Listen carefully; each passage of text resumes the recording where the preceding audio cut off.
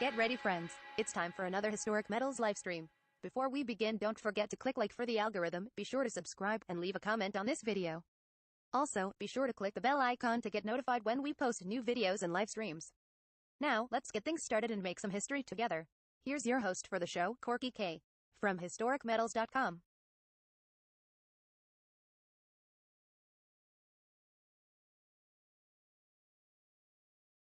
All right, here we are, live on the Monday Matinee Show with your live coin shop, your LCS online. It's me, Historic Metals, Corky. How y'all doing? Thanks for coming by. I see Long Live Coins. I see Jeff Davis. I see Lola. Thank you all for coming in. Lola Davis and Jeff Davis, no relation, I presume, right? Or maybe there is. I've got two of the Davises on the whole internet, and both of them are at my stream. Go figure. So today what I'm going to do is just kind of be starting what I've said I was going to start, which is being online for a few hours every day. I think I'm going to try to do this kind of noon to 4 Central Time, which is 1 to 5 Eastern, and then it's 11 to 3, I guess, Mountain, and 10 to 2 Pacific. It's an odd time of day, but this is intended to be a little bit slower show, a little bit calmer and quieter than some of the crazy auctions that go on at night with 25 to 100 people at them that are just a little out of control. One of the things I want to accomplish today is I have this big bag of foreign coins and this rather thick pile of foreign various currencies, not just 4 pieces. Some of these have a lot in them. They're thick. And I kind of want to go through all this foreign stuff and see what I've got. So I'm going to be looking things up. Oh, you guys are husband and wife? Well, that's cool. Then I guess we should mod Lola and make her a moderator, or she can help me control the spammer like the one that already showed up that I have no idea who the Charleston White podcast is. It came in just talking nonsense, but let's go ahead and make Lola a moderator. All right, and that'll help keep the noise to a minimum. Welcome. And so we'll probably have a couple callers. Jeff said he might call in. Just go to historicmetals.com/live call. It's kind of like joining a Zoom call, and I will put you on the screen with me if you want to use your camera. If you don't, just use your microphone, then we'll be able to hear you, and you'll be on this screen. So you can call in to speak to me live. Just call from a phone, PC, or Mac. All you need is a microphone or a mic and a cam. Mute the stream, wear your headphones to prevent echo. You can do one or the other. Either mute the stream and just talk to me on the phone call, but you won't be able to hear whatever's going on in the stream, which is just me and you anyway. Or you can wear headphones and still watch the stream in the house if 2 of you are there, like Lola and Jeff. And so I'm just kind of dialing in my streaming and stuff. I've added, I've got the face cam, which I'm one of the guys that does show their face on a metals channel, but I think if you're going to do business with me, you need to be able to see me. I'm working on other interesting views. I have the side cam now, which shows my desk a little bit, kind of see behind the scenes. You see my teleprompter, microphone, extra webcam pointed at the light box, and the OBS controller over there, and my cup of coffee and stapler and stamps and a box of staples and coins I need to go through, and magnifying glasses, all the tools. You got a loop here.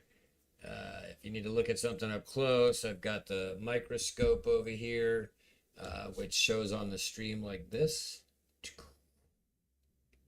I've got the item box, and we'll talk about some of the stuff that's in there in a minute.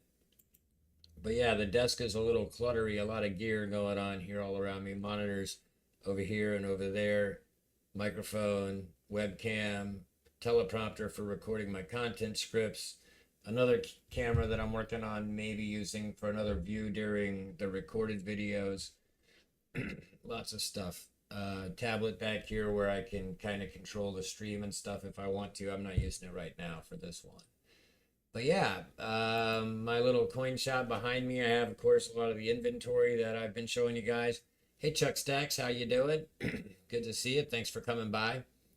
I will sell things. This is coin shop time, right? So this is an unplanned, unstructured stream, no main events.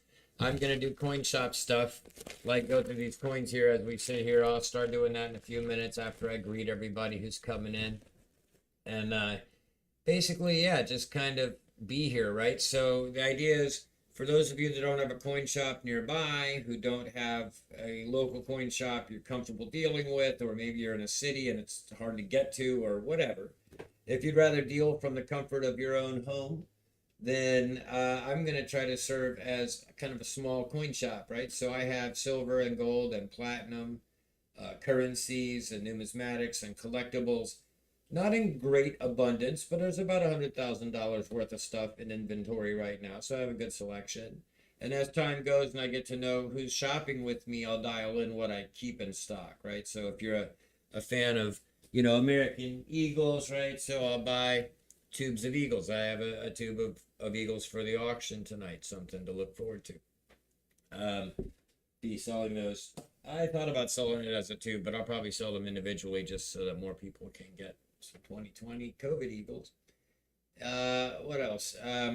So yeah, just it's coin shop time. So if you want to talk to me, you can call in or you can chat to me from the chat room.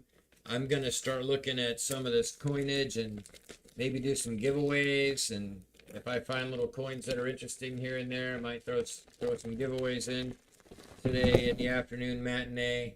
Just generally kind of hanging out and see what I've got. So I've been to 16 countries, and I don't know, at some point in my dementia or my COVID-fueled fever dreams when I had COVID a couple months back, or when I was sick and in the hospital, at some point I started sorting these. But I can't figure out for the life of me how I was sorting them, because the bags that they're in here, as I kind of show you what I'm dumping out, all these little bags were in that big bag. But when I look at them, they don't make any sense. Not by country, doesn't seem to be by metal type. There's a couple I've pulled aside and put in single bags. I must have thought they were special or interesting. But yeah, all these bags of coins. And one of the hassles of being a coin shop, hey Jersey Silver, how you doing? Good to see you. One of the hassles of doing this job is the doing this job part, where I have to go through hundreds of coins here and figure out what they are. So how we're going to do that, what we're going to do is I'm going to get out my trusty dusty phone over here and see how it charged up. 93%, that'll get me for a ways. Oh, not my turn to make my word feud move here, but what I'm going to do is get the coin app going. The coin app that I'm using today, let me find it, is in my metals folder here. I'm getting all kinds of notifications. Thanks for the subscription, Mike, if you're in the room. I just got a sub notification. So I have a coin scope here, Coinoscope, right? And Coinoscope is an app. I don't think it's going to show well on the camera. Well, right now it's just a white screen while it loads. Let's see if I've got my Wi-Fi turned on or if it's just being slow today. Here we go. So Coinoscope is an app with a camera built into it, and you point it at a coin. Let's just take one of the bigger coins here that you'll be able to see on the main cam. So I have a coin here. It says 500 on the back. I don't have enough light right there, but it says 5. I have Sharpie all over my hands because I've been labeling stuff this morning. Just got out of the shower and I'm covered in Sharpie. So anyway, yeah, there's this big old brass colored coin. So I'm going to take it and I'm going to point Coinoscope at it. And it's going to try to identify it. I'm going to use the side with big words on it. Sometimes that's better. And sometimes it's better to put it on the table and point it downward. And then when you get a good focus, you can hocus pocus focus tap. And it'll try to grab that and identify it. Now, for some reason, it doesn't seem to be getting that one.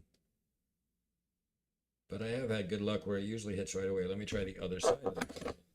Maybe there are too many types that say that same thing on the back, kind of like the Queen. It doesn't really even have to be right side up or anything. Of course, right now it's not working very well. And I don't know why. Let's try just reading the coin. Then we'll go to plan B. This is why this takes forever to go through and do. coin research. So, you were sick for 2 weeks. That's no good, Jersey. I've been sick a lot recently. I was hospitalized twice in a row, about a week apart, a couple of months back. So this is a 2005 Republic of Costa Rica coin for 500 colones. I was in Costa Rica at Christmas, between Christmas and New Year's, visiting friends who have a farm down there. I was actually in Colombia, Costa Rica, and Mexico over the holidays, and I got mugged in Costa Rica for my camera, but I beat them up and won, and they didn't get my stuff. That's a long story for another day. So this 500 colones, I'll just go over here to eBay,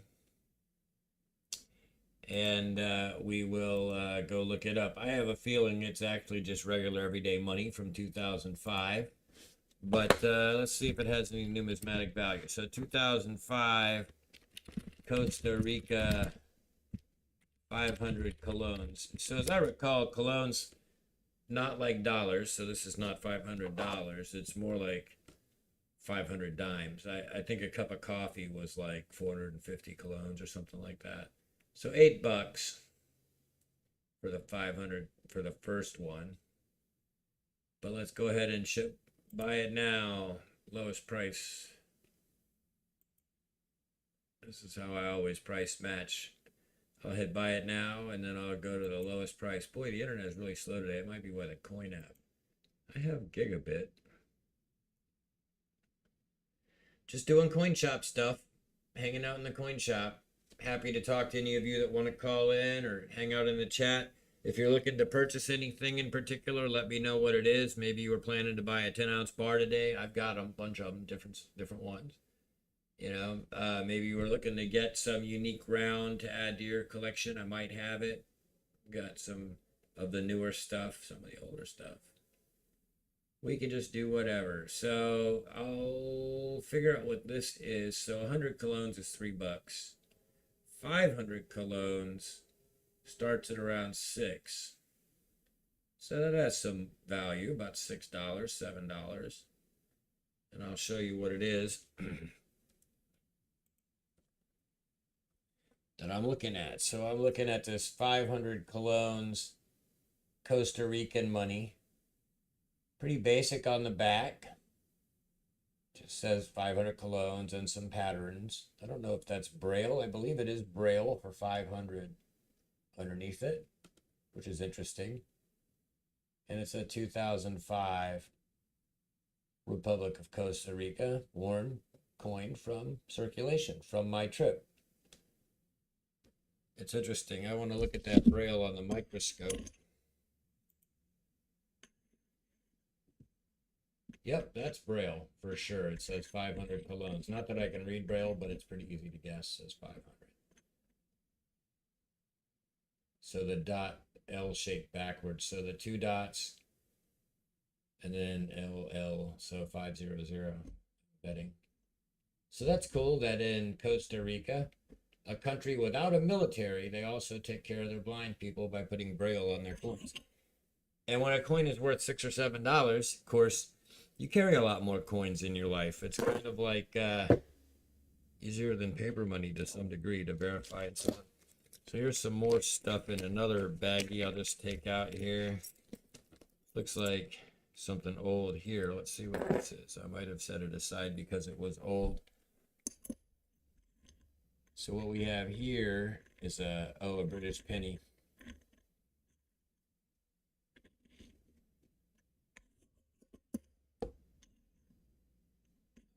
Maybe not British. Let's go to the regular camera here. Item box. So this, what we got here? French? Come on now.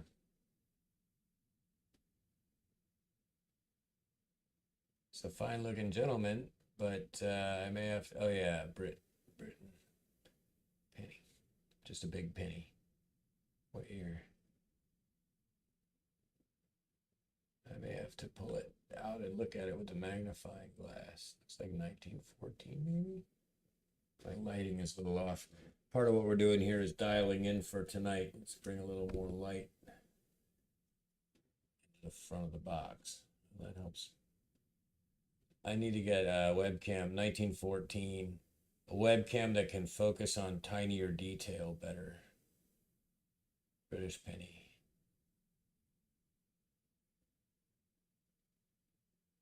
So 1914, kind of old. Let's see. What else do we have? What is this odd shaped coin? I should be writing all this stuff down. And I should get myself a lamp behind the camera here with me so that I can see. This is a Canadian dollar.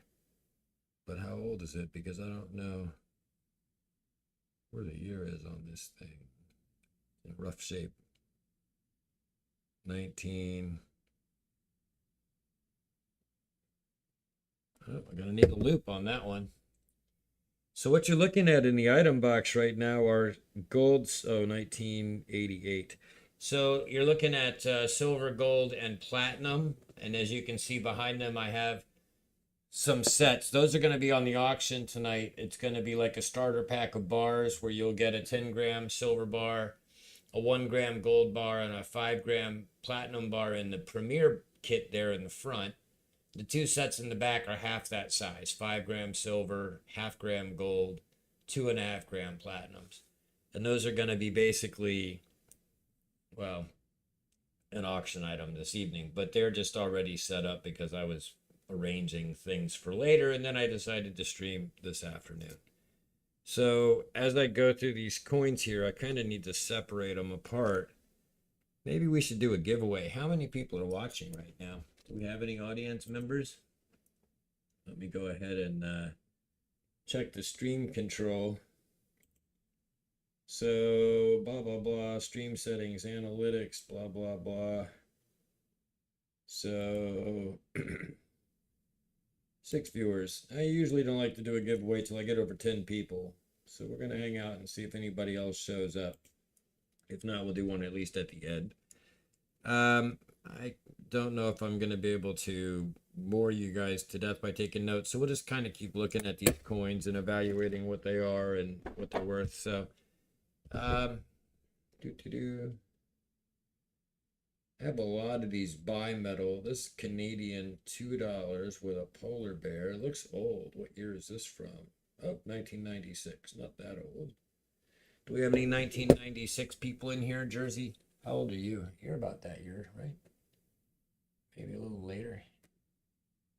Canadian $2 with a polar bear that you'll now see on popular small fractional gold they're doing, I think, with gold polars. I have a couple quarter-ounce gold polar bears.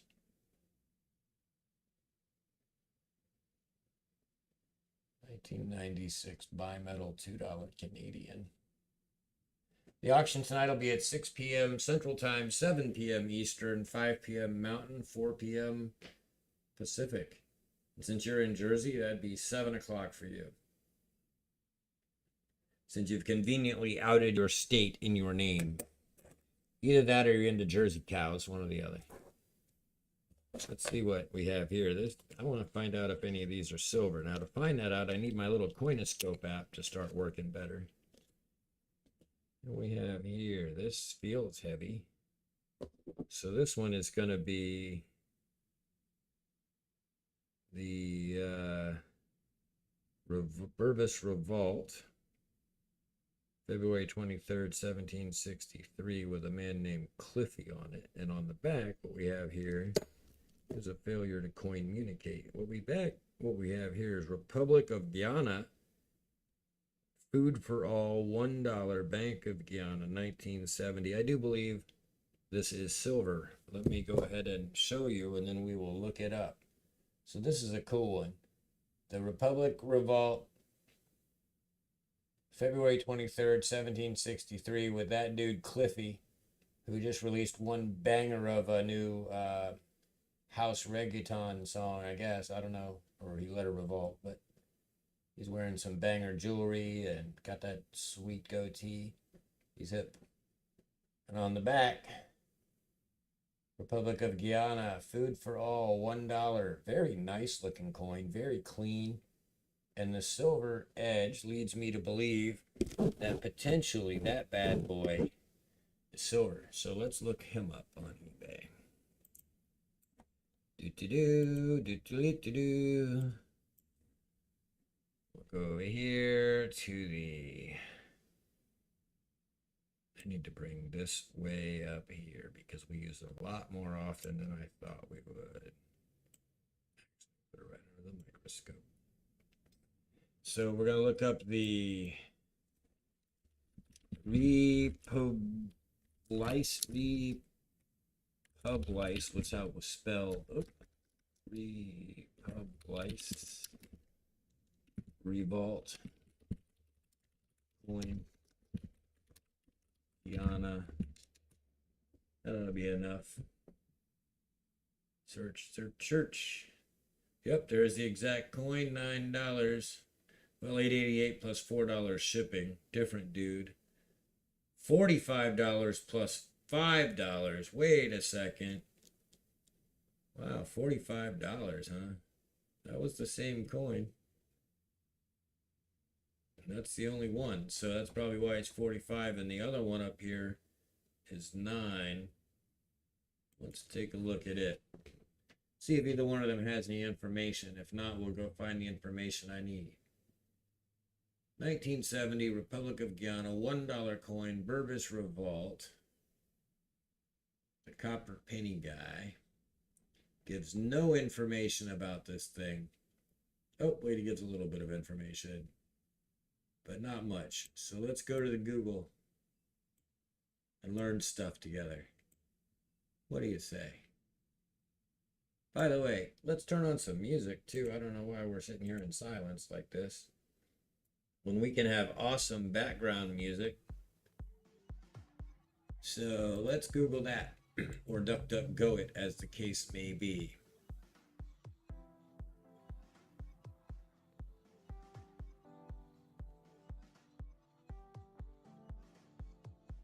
$1 Guyana Numista Coffee.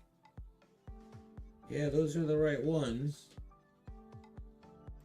So what does Numista tell us? Is it silver? That's all we really want to know. Copper nickel. It is copper nickel, but it sure is heavy, and it sure is a nice looking coin. Metal alignment. So the picture, so that's called metal alignment, by the way, in case you didn't know.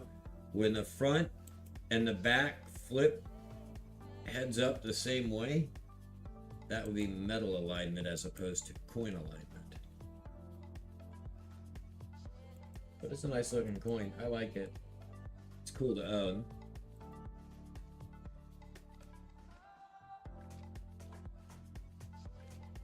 So these are the tools of the coin shop. So you've got to Google things, you've got to eBay things, you've got to use apps. All right, Jeff, how's it gotten any better connectivity there? Let me just kind of throw my headphones up against my head real quick and see how they sound. I'm having a good hair day today, so I didn't want to mess it up. Let's see. Okay, yeah, we got music. Let's look at my mixing. Mixing okay, voice over top of the music. Working out all right for you guys? Let me know in the chat how that's going. The other thing I'm trying to make sure is, do the chats appear on the screen okay? So I'll just send an audio okay. And yep, it appears down in the corner here. That's good. Very nice. Yay, but why is it showing my icon twice? Let me go look at my settings for that. So if I go in here to the overlay, compact, styling, compact, make emojis larger, turn the message into a bubble. Sounds good. That's great, Jeff. And your internet is working better, so that's good. Message effects, fade in, fade out, visibility, increase. Okay, hide the source icon, hide the timestamps. Should I do Oh, it's showing my channel. Wait, I don't know. For some reason, it's showing my icon and your icon on everything. Now, why would it do that? That's just dumb. Let's fix that, though. Let's do. How much is platinum grams going for nowadays? Well, that kind of depends on where you get them. So one way you can find out spot, of course. We haven't checked spot price today anyway, so we'll just go see. Now there's gram spot is different than ounce spot too. So there's other places to go look at that, but let's go check Kitco real quick and get a baseline. I don't need the headphones. They just make it so I shout because I can't hear myself. And I'm only monitoring the music with them anyway, so let's set them on. So, platinum, blah, blah, blah. Platinum is currently at 911 bid, 921 ask, so call it 915 an ounce divided by 31. So if we were to do that math real quick, and just call it a median price of $915 divided by 31.1 to get that grammar price. And the grammar price would not be that because that's math and I did it wrong. So 915 divided, not multiplied by 31.1 is 29.42 a gram. Now let's just compare that to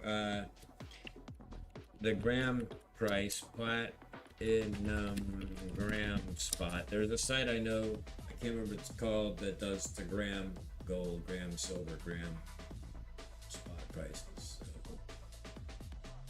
platinum price today, Kitco, APMEX, CoinEps. Yeah, I think it's this one. Oops, and I'm not showing you the right screen again. You guys gotta yell at me when I'm doing that wrong. So the gram price calculator thing here will basically tell you if you've got 1 gram, you're at 30 bucks. However, that's spot, right? So platinum, its premiums are a little whack. So if I was to look up something more like what I have, which would be like a Vol Camby 1 gram platinum in an assay from a brand name, it's probably going to be more like 60 bucks or 50 bucks. Let's see. I'm just guessing. 50, 40, 50 bucks. So those, like this one right here, yeah, $45.99 plus $4 shipping. The absolute cheapest gram you can get with grams at $30 spot. So platinum, because it doesn't sell as quickly or as frequently as gold and silver, 50 bucks for the broken off, non-assayed, indistinguishable little grammer, and they're tiny. So yeah, I have what's in front of you on my cam here. On the right, this particular one is 5 grams. So at 5 grams, it's still not very big compared to like my thumb, right? Or the 1 gram gold. So this is 1 gram of gold. This is 5 grams of platinum.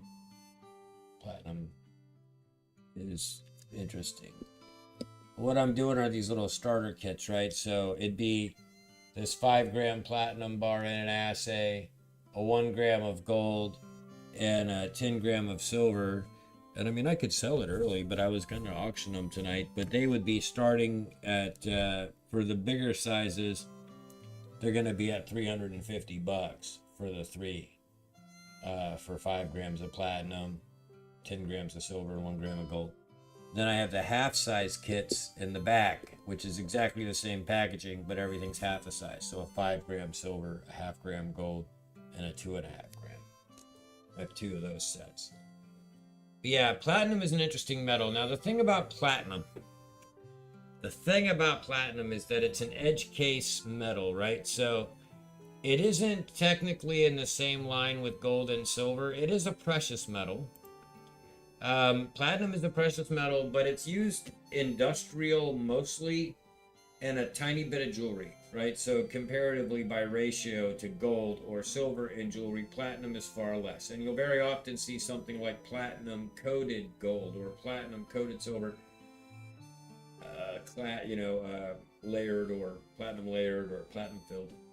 You see these things because it adds a layer of durability and it's an affordable precious metal. But it's funny because we'll go back over to Kitco, and on Kitco, when you compare them, there was a time when platinum was worth more than gold per ounce. Now it's worth half of what gold is per ounce, almost exactly. 1850, and we're up here at 1895. So but if you look at its history and its charts, you can kind of track platinum against catalytic converters, which is its primary industrial use.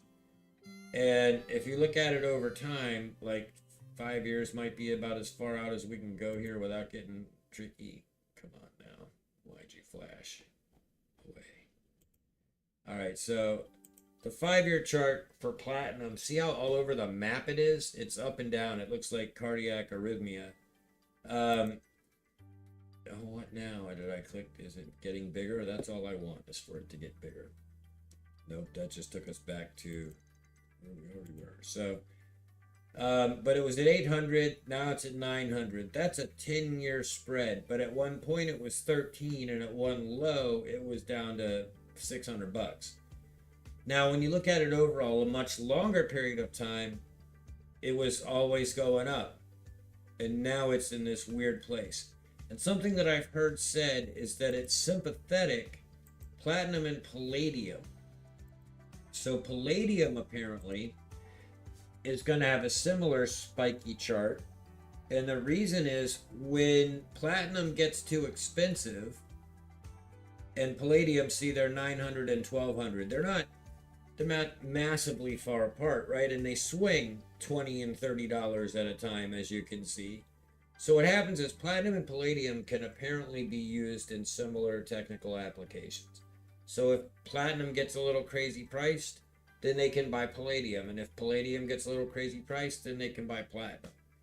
The question becomes, is any of this going to be relevant if the economy gets to the point where people aren't buying expensive jewelry and other alternatives come along? For example, lab-based diamonds have kind of crushed the real diamond industry. Things could happen in metals along those lines as well. Some abundance of some metal gets discovered, or an asteroid gets mined, or something happens, whatever. They start mining the seafloor and get all that gold. Things change in the pricing. Metals will change relevance. Not tremendously, and it's not something we're going to base our stacking or lack thereof on, but it's a thing to think about. So jewelry might become economically not so popular. People will start buying wooden wedding rings instead of diamond ones because they revolt against the cost, plus they can't afford it. And then basically electric cars, right? So technology changing, medical utilization changing of precious metals, all these things happen. Well, platinum and palladium are not 5,000-year-old gold, traded by kings and pharaohs. They're technical, and their pricing reflects that. Should you stack it? Maybe a little. I have a little, as you can see, on the item box today for sale. And if I bought any more platinum, I would probably buy coins instead of bars. I would get like platinum eagles and platinum whatever.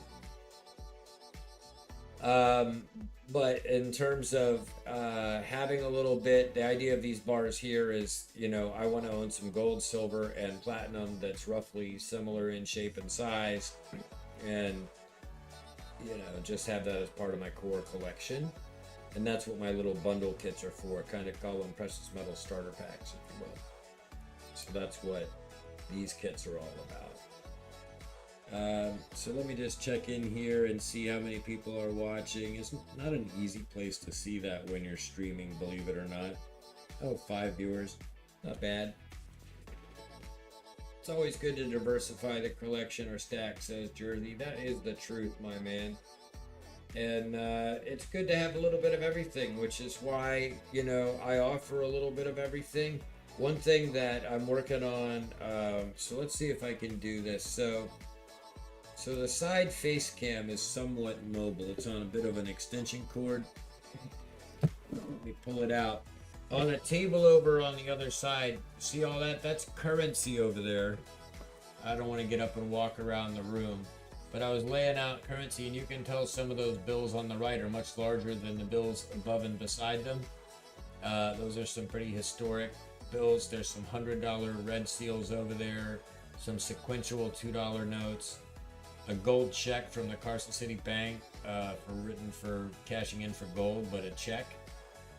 In the brown leather book are some uncut bills, sequential serials, and so on, and a big stock certificate from the 60s and stuff. So I was sorting out some paper, some of my guitars over there. I have about 24 guitars in the house.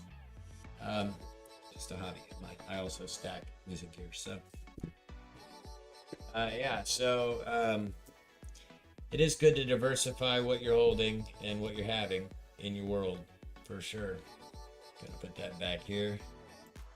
Currency's very interesting, but I'm not as familiar with it. I'm not familiar with any of this stuff. I mean, to be honest with you, I started this business and this channel to teach myself while I teach you guys what I can figure out.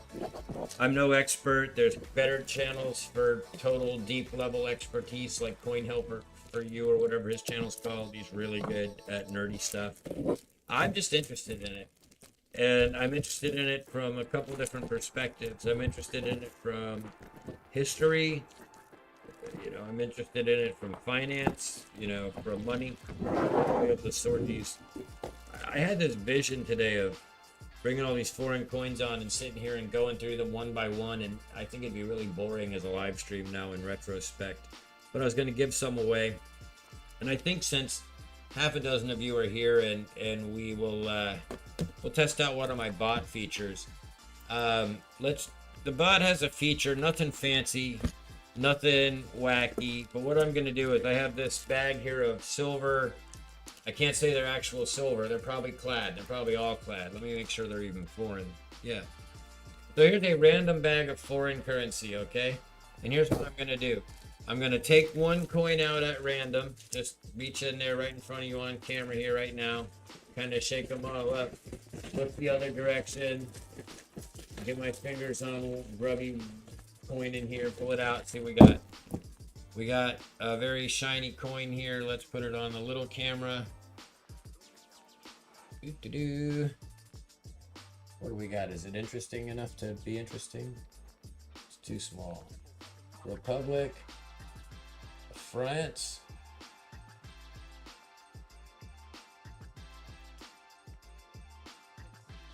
$0.10 basically. 1994.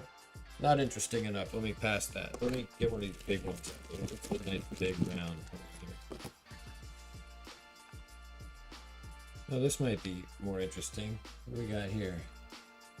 Un peso.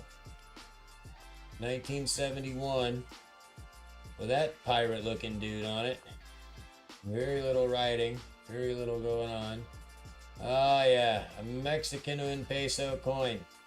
Estados Unidos Mexicanos. Alright, so this is now a giveaway. 1971 un peso. Clad coin. We're going to give that away. And I'm going to do it in the just most least exciting way possible. But my bot that I'm running on this channel seems to be set up so that I can literally just type winner in chat and one of you will win. Let's see what it does. Winner. And let's see if it tells us a winner. Are you there, bot? Are you joined to the channel, bot? That's supposed to work. Let's see if the bot's even online. If not, I'll reset him.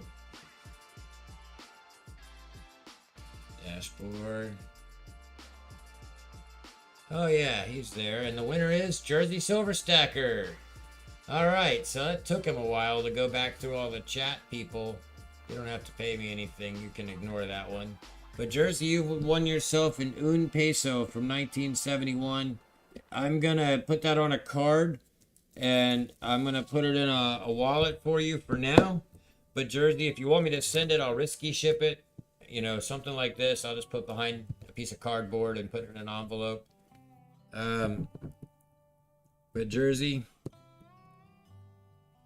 Silver Stacker, do you want to keep a wallet and the free shipping for potential auction purchases? Or do you want me to just slap a stamp and send it?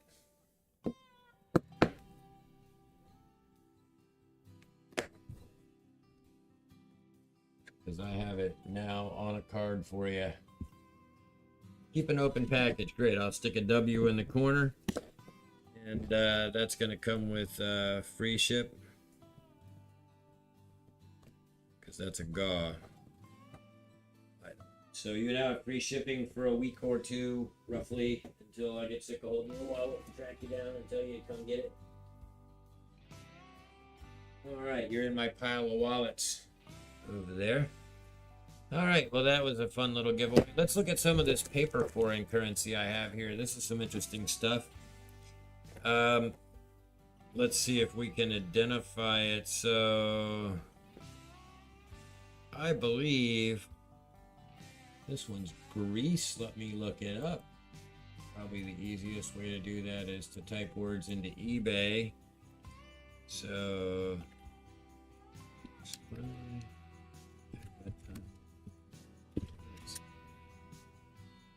see if I can find out where this is from. I believe it's Greek. Yep, these are Greek bank. This is from Greece. So this is a 100 Greece monies, whatever they are. Drachmas? Very pretty though, and a nice sort of reddish and goldish peach with lots of red and green. I do not speak Greek, but that's a perfect condition version of whatever that bill is. 100 Ekaton. Maxime Ekaton. The other thing I found on eBay is a keychain that has one on it, but it's a little plastic version of this bill. So if it's worth making a keychain, I like this atom thing going on over here. Science. Not a lot of information. 1967. October 1967. This thing is 1 year and 1 month older than me. So I'm an October 1968 person. Here's another flawless edition, flawless example of a bill. This one from... where's the date on you?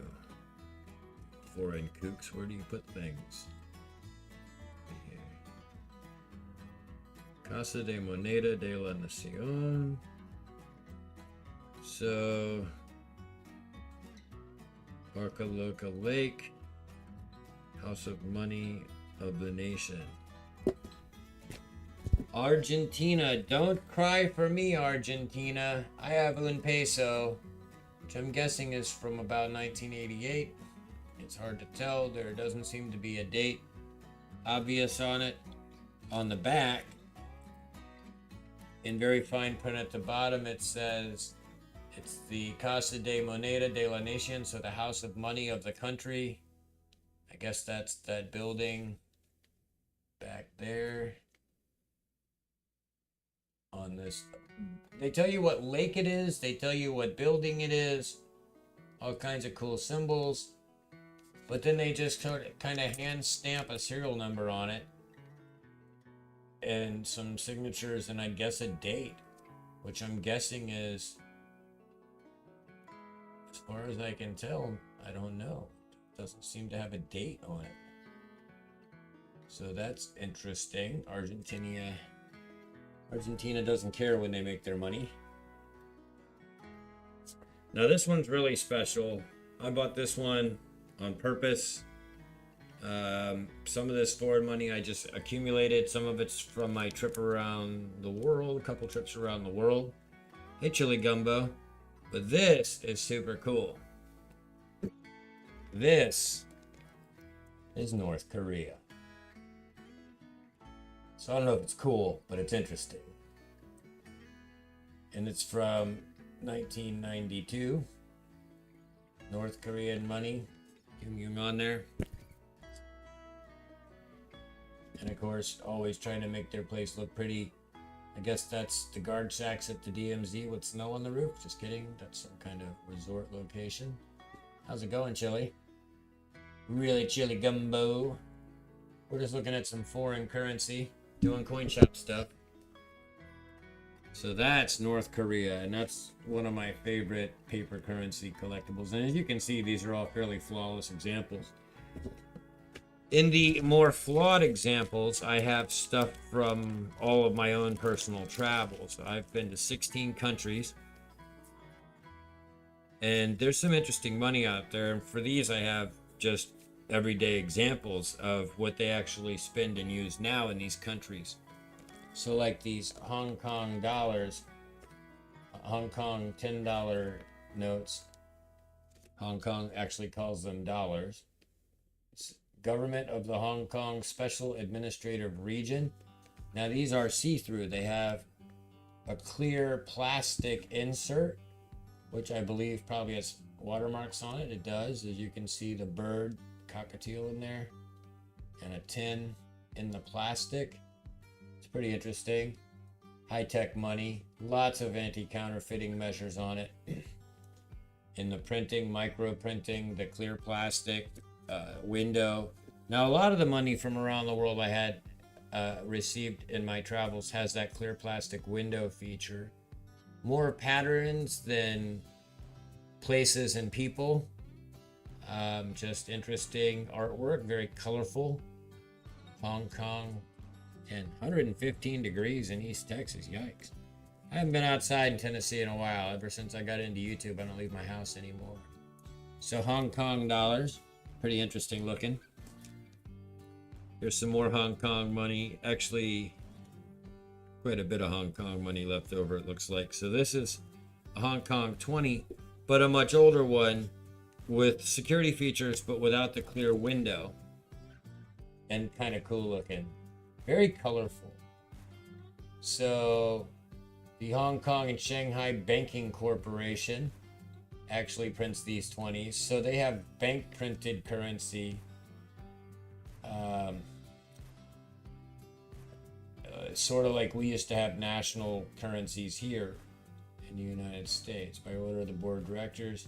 So this $20 note printed as Hong Kong dollars is issued by a bank.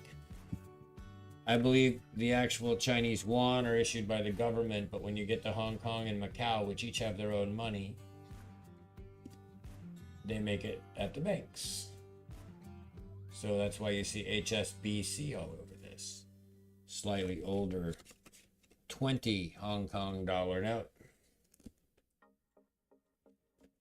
Here's another one from a bank, different bank, Standard Chartered, 50 Hong Kong dollars. Made by banks, signed by chief financial officers and directors. Made in 2003, so this is a 20-year-old note with a Chinese dragon tortoise. Which I don't even know if that's a real creature, but he looks awesome. Bank printed money, also security features like the hologram strip. Very weird landscape, and then just a big watermark dot over here when you hold it up to the light. I guess the circle should overlap the tortoise to some degree. But it's interesting to see money with copyrights and printed by banks, companies, instead of governments. That is acceptable everywhere over there, for the most part. Going up from the 50, here's 100. I have a lot of Hong Kong dollars left from my trip there. I should have cashed them in. This one has Braille, but you can't feel it. But there's that same designation we saw on the Costa Rican colognes for 500. They only use one. Oh, it's a 100, not a 500. So it's 100 in Braille.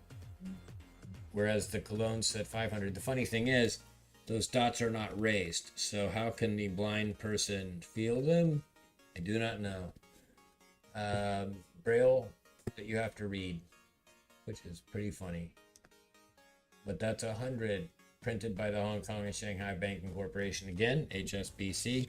Very interesting that they use banks to make the money in Hong Kong, because they're celebrating Hong Kong Special Administrative Region Establishment Day there. Because there's no government. It's the Chinese government, but they don't want to use the Chinese money in Hong Kong, so the banks make their own. I just think that's fascinating. Now let's go a little further east to the United Arab Emirates, which was actually my stop before Hong Kong, and it's actually west of Hong Kong. A little further west, east of us. United Arab Emirates, I mentioned before, I was showing some coins from there on another show. Some of the most confusing money. Now, their paper money's not so bad. It says 10 dirhams on it. It's basically $10. Seems about the same. So, like, 10 dirhams over there would get you, you know, a meal at a fast food place or whatever. Maybe a little less, maybe 5 or 6. But as you can see, the artwork here now has moved from militant stuff to desert stuff. Hong Kong was very military. Now these swords, I went to a museum where they were making these L-shaped swords. It's kind of hard to imagine how you get them out of the scabbard, but they actually do curve a little bit down at the end. Not as much as the scabbard does. So that's UAE dinars. India, I have 3 of these in different conditions. No, I have 4 of these in different conditions. But everybody here will know who this guy is.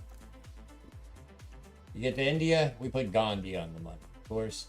These are 10 rupee notes from when I was in India. Very elaborate artwork on the back. Tigers, hippopotamuses, and elephants, and other things. Let's see if any of them has a better representation. Oh, this one's a little better color. This one's got some mold or something on it. The money in India, as you can see, very worn out, very dirty compared to all the other money, because more people are using it on the daily. It changes hands and everybody's hot and sweaty. Ooh, that's a better picture there. Everybody's hot and sweaty and gross all the time. No, not gross, I won't say that. But it's a hot country, and AC is a relief there. AC in India.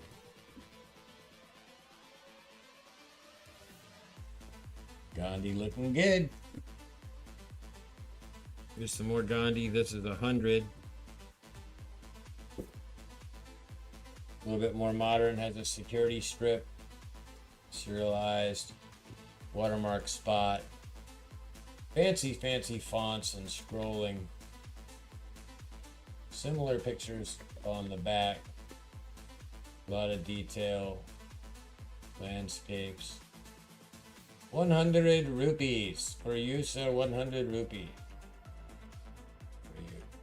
Quite a bit of writing over here in Hindi, so can't help you there. Don't know what it says, but it's interesting to see the money of the world. Here's a $500 or 500 rupee Gandhi. Gandhi on everything, though. Just put the same guy on all the money because he's the best guy we got. So let's put Gandhi on the 5 and on the 100s and on the 10s. We can just like flip the camera and show the same picture from 2 different directions. It'll work. Nobody will know the difference. It'll be great. Again, this writing, Taj, or no, that's a fort. That is Red Fort. Don't think I went there when I was there. Reserve Bank of India. In this case, a central bank, so not the same as the Hong Kong banks making the money. In India, it's the central bank. It's the Fed. Their version of the Fed that makes the monies. Okay, coming back around to this side of the planet, Mexico with the clear windows in their money, similar to Hong Kong. These are 20 pesos, 20 pesos, with the clear windows in them, so you can see the gold leaf there, which is interesting, but very thin, almost transparent.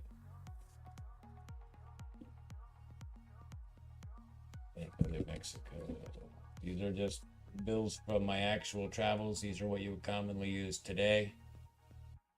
Very pretty, very interesting. Lots of dots and security features, and as I mentioned, this gold inside this security window, which appears to be a little piece of gold leaf or even an RFID chip. It's kind of hard to say.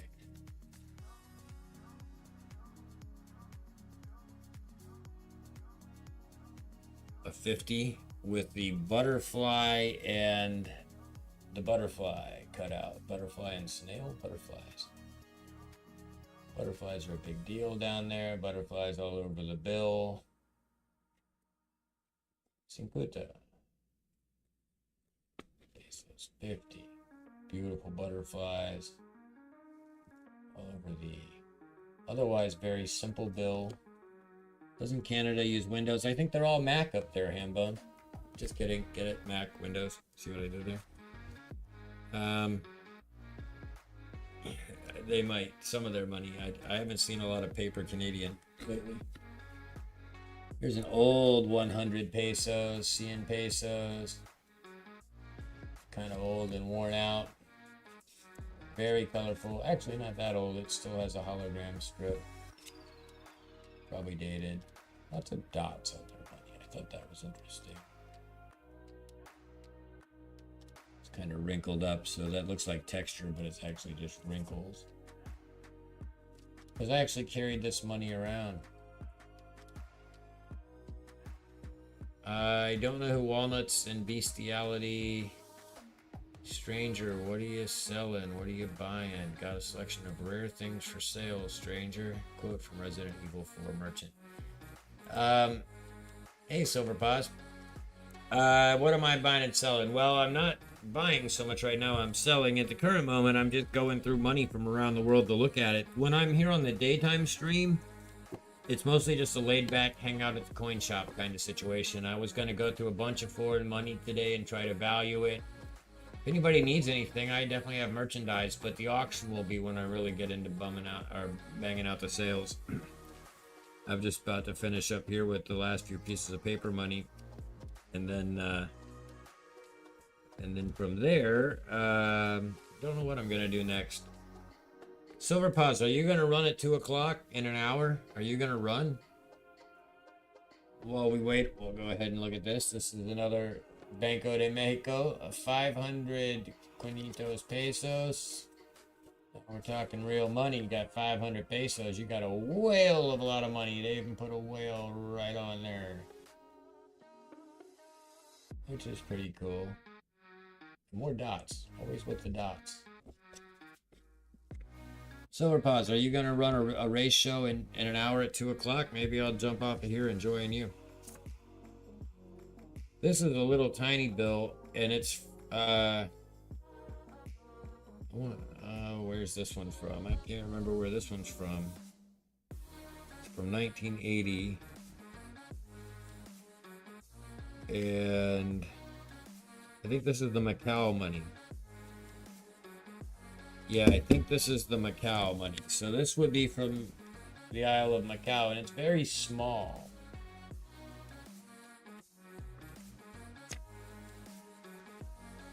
But it's in like perfect condition. I don't think this is from Macau. I'm really not sure. See how small it is compared to even the other bills. Very tiny. Costa Rica uses the window. A big window on Costa Rica with a Mylar hologram and a watermarked two-dimensional black and white guy in it. Very fancy window on theirs. Sloths. I went to a sloth preserve and saw sloths. This is 10 million colones. Now, when you deal with a debased and devalued currency like colones, 10 million colones is like $20. I don't know, $10. Yeah, millions is crazy. Or 10,000. I guess it's 10,000, not million. 10,000. 10 million. Fancy, fancy. The watermark guy, see, he's facing the right way when we have him this way. He's facing the same way as the guy on the back. But if I flip it over, He's still there looking at you. How's that magic work? Crazy. I think that's a great looking bill with the sloths on it. I'm getting too close to the camera for it to focus.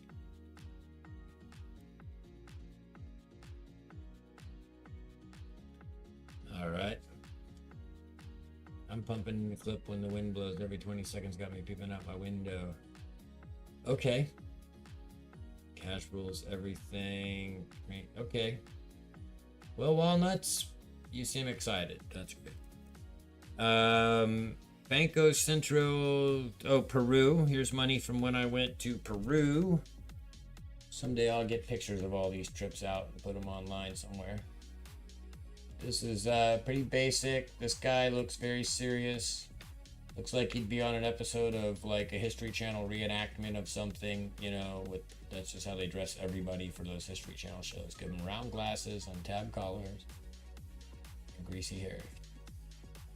Everybody in history. Souls. It's colorful, but it's hard to tell what it is. It's basically the corner of a crumbling pyramid that they're excavating in Lima. I was there actually at this, and I was on top of that, which is pretty crazy. Crumbling pyramids in the middle of cities. Live call. HistoricMetals.com/live call. Last bill, and then I'll switch over to that screen. Here's 50,000 pesos. Also from Colombia. This is Colombia money. So when I was in Colombia, where I got mugged, they got that purple haze money with a clear window and a green hologram that's very reflective that doesn't show on the camera. Colombia was scary. I don't recommend anybody go to Colombia. It's just poverty and danger. And pretty basic money. Fantastic coffee though. Speaking of which, let me go over to that screen to show Long Live Metals how to call in. So when you want to call into this show, you basically go to HistoricMetals.com/live call. I will watch the control room for him to appear over here, and then we will patch him into the scene. And for this, I'm going to need the headphones. And pass. Oh, pass is HM2023 exclamation point. I'll put it in chat. It's also on the screen in the middle of the white text. HM2023 bang. Should do it. Just to keep the spammers out. I had one spammer earlier in chat, and I've got Walnuts and Bestiality, who I've seen around the community. I don't think he's a spammer, but he is singing rap, which is weird. So, okay.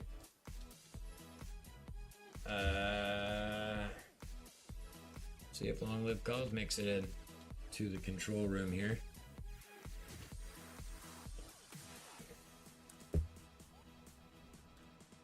And I've been on stream for an hour now.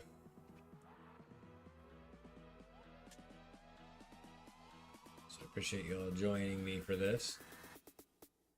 Let's see if we can get Long Lived. All you should have to do to Long Lived is just like last time. Go to HistoricMetals.com/live call. Throw in a password. We'll see if it works. Now I am getting a CPU overloaded message from the call system, but it doesn't seem to be throwing any warnings in the stats screen. So that's cool. Just watch for you to appear over here. Enjoying the call. Also for this, we should probably stop the music. So I'll pause that. That way we won't get feedback on that. And we'll just see. Are you trying to call in now, Long Live Coins? You asked me for the password, which leads me to believe you were almost there. You did it before, so I know you can do it again.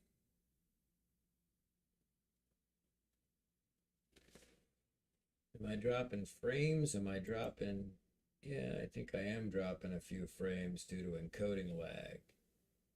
Rendering is going okay.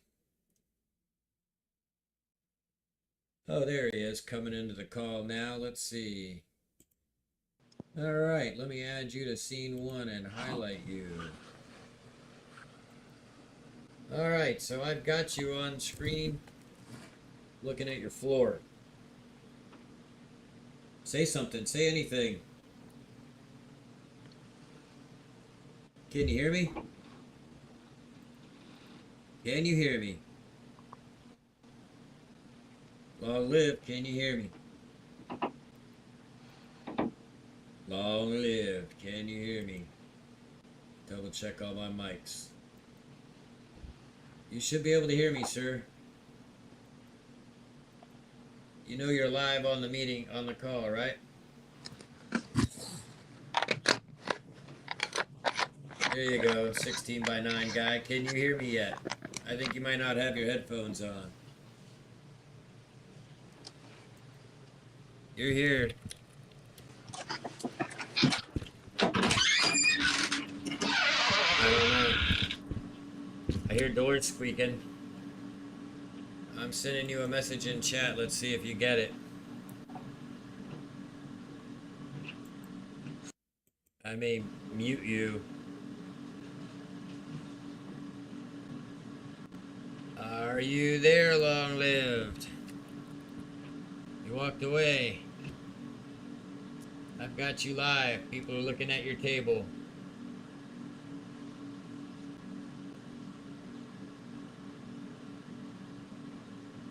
Sir, you've left the room. Turn your mic on. I can hear your house. I mean, I can hear your background noise. WD-40, that door says Hambone. How you doing, Hambone? You know, did you get your package, Bud? You should have it by now. It should be getting there soon. Well, I guess this is where we all take a smoke break and wait for Long Live Coins. He's joined the call and then he disappeared. He left his mic open. You with us, Coins? Are you with us, LLC? Hello, LLC. Come in, sir. Show us your silver. How's the stream quality for everybody? I appear to be dropping some frames on my side. I may have to mute Long Live Coins. I may have to mute Long Live Coins if he doesn't stop swinging that squeaky ass door back and forth. Sir, you need to put WD-40 on that door. And turn on your sound. I'm muting you. And chatting to you.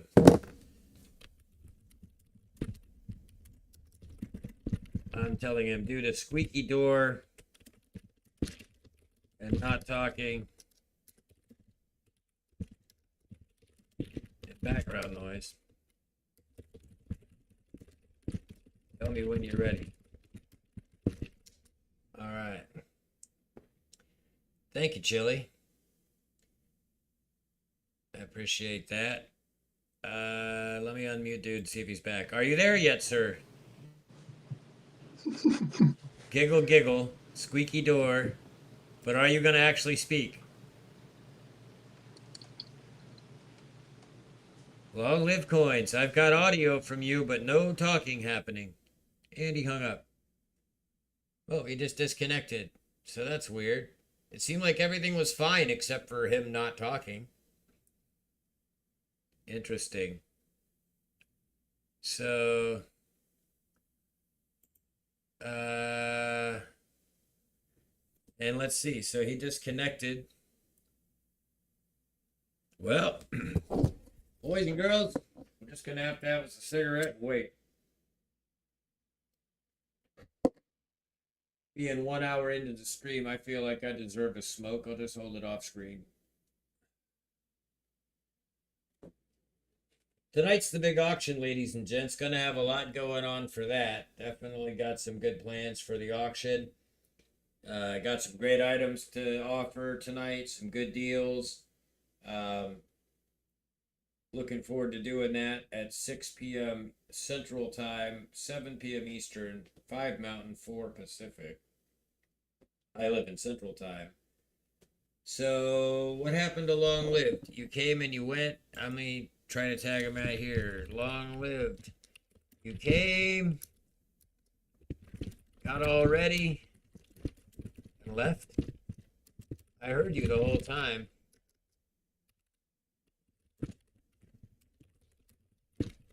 But you didn't hear me or didn't respond. Now he's coming back.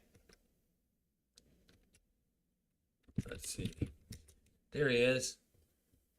You unmute him. All right. Are you going to talk? Yeah. Were you going to talk this time? Can you hear me? Can you not hear me?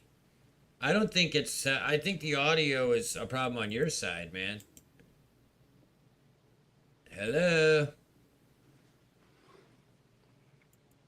Can you hear me now? I'm in the scene, but let me remove. Can you hear me, sir? Can you hear me? I don't think he can hear me. Plug your headphones in. Is your volume turned down? I hear you just fine. Looks like I'm coming through, but yeah, a delay again. Yeah, but well, there's always a delay to the stream, but you don't have a delay to me. The question is, can you hear me? That Long Lived. Check your volume isn't down. But can you hear me? Yes or no? You don't have a delay to me.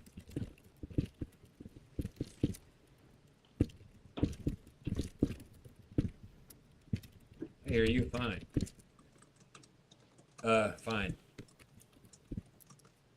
So this is frustrating to have to try this live in front of everybody, but we'll get it ironed out to where it works. For the most part, it worked great last time you called. You just called. Enjoying the stream. And I was hoping for that again, but I feel like you can't hear me. I do have a delay too. If you say, I'm going to say, or you say 1, 2, and I'll say 3. Okay. 1, 2. You shouldn't have a delay. What kind of internet are you on?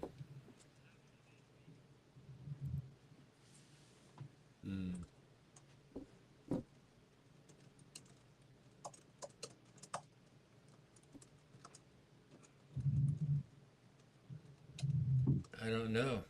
So you can hear me. That's good. And you do seem to have a crazy delay, but why? There shouldn't be one.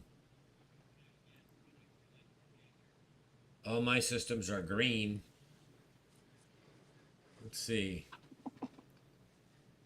What kind of internet do you have? 3. Wow, that took forever. And you're not on the stream, so let's add you to scene 1. Maybe that's why. Add to scene 1. Alright. So you should be appearing on the screen pretty soon. And it's super weird. We did not have this problem last time. We definitely didn't have this problem last time. And when I highlight you, so it's only going to show you if you make noise unless I highlight you. But there you are, and all your silver is laid out.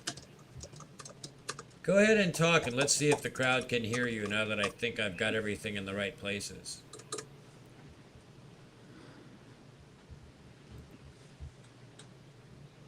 There's no delay. You're using an iPhone. Your video is all squared away. You're on the back camera. I have a surprising amount of control over your device. Interesting. And you disconnected again. I think it might be a connection issue on his side. So, big delay, say 1, 2. Well, folks, I don't know. But behind the scenes, like I was showing you earlier, there's a lot going on over here. He called back in. Let's go back to the group calls. Let's add him to the scene. Mute. Okay, let's see if that's any better. 1, 2.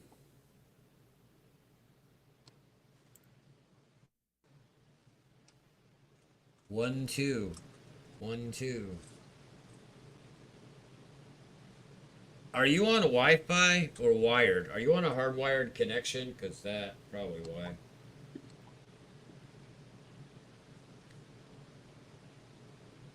It'd be interesting to try it with somebody else. I hear you over there making noise and all kinds of stuff. I feel like I don't have any delay from you, only to you.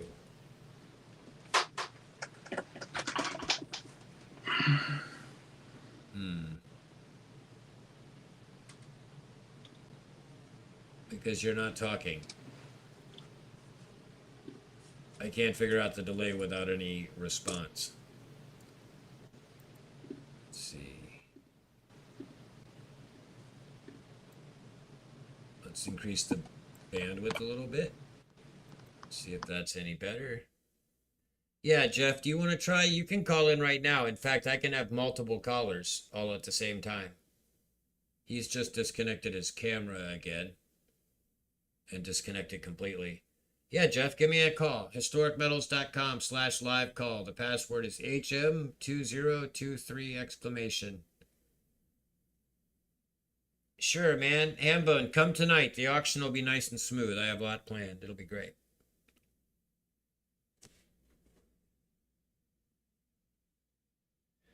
We're going to move bang, bang, bang tonight.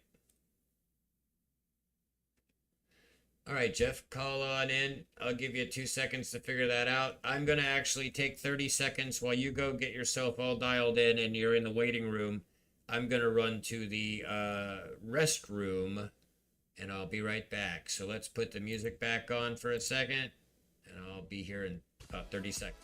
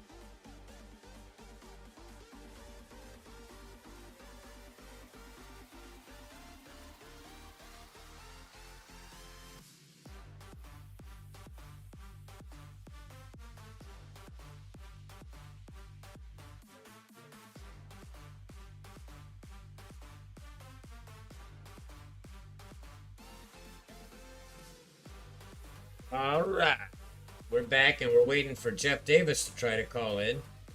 We'll see if it's a local issue for Long Live Coins or a technical issue for me to solve on the stream. Oh, there he is. Let me go ahead and add him to the call and unmute him and bring him up over here on the callers. Oh, there he is. Let me go ahead and add him to the call. All right. And unmute and bring him up over here on the callers. I do hear the delay. So, Jeff, you don't have the delay, but you need to mute the stream.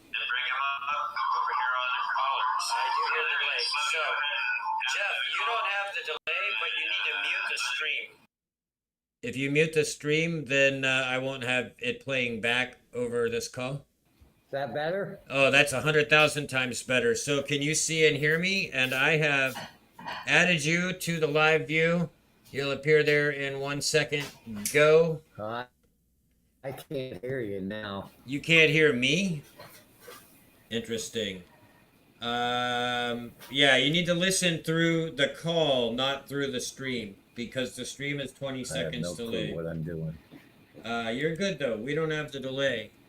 Listen to browser you called in. And not the stream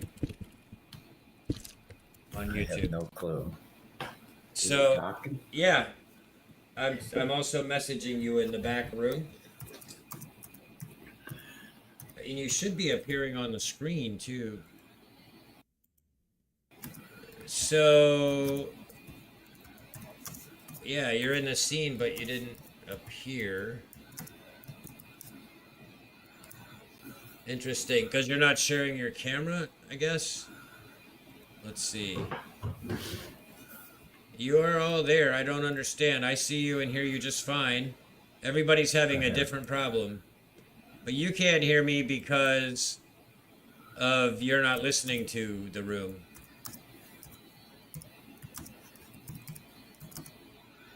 Yep. So you should be able to hear me. I should be able to highlight myself. That's good. And highlight you. But you're not sharing to the screen for some reason. I have no clue what's going on.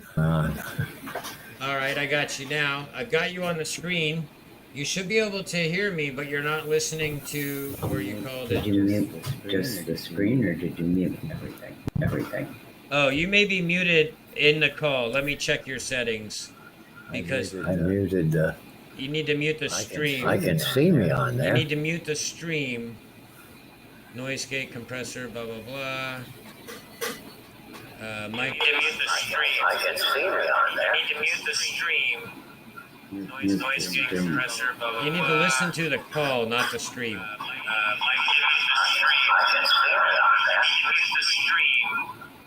If you listen to the call in the window that you started it in, and not the stream on YouTube, you will have everything. Yeah, you can't mute your you can't mute your computer. You just mute I did something. There you go. I did something. Did you disappear? Okay, so the trick here is, Are you still up there? use Are you still only up there? the call window, not the stream on YouTube. Why isn't my typing going into the chat room? Why am I having just all kind of technical problems? Let's close some of these windows. They may be taking memory up.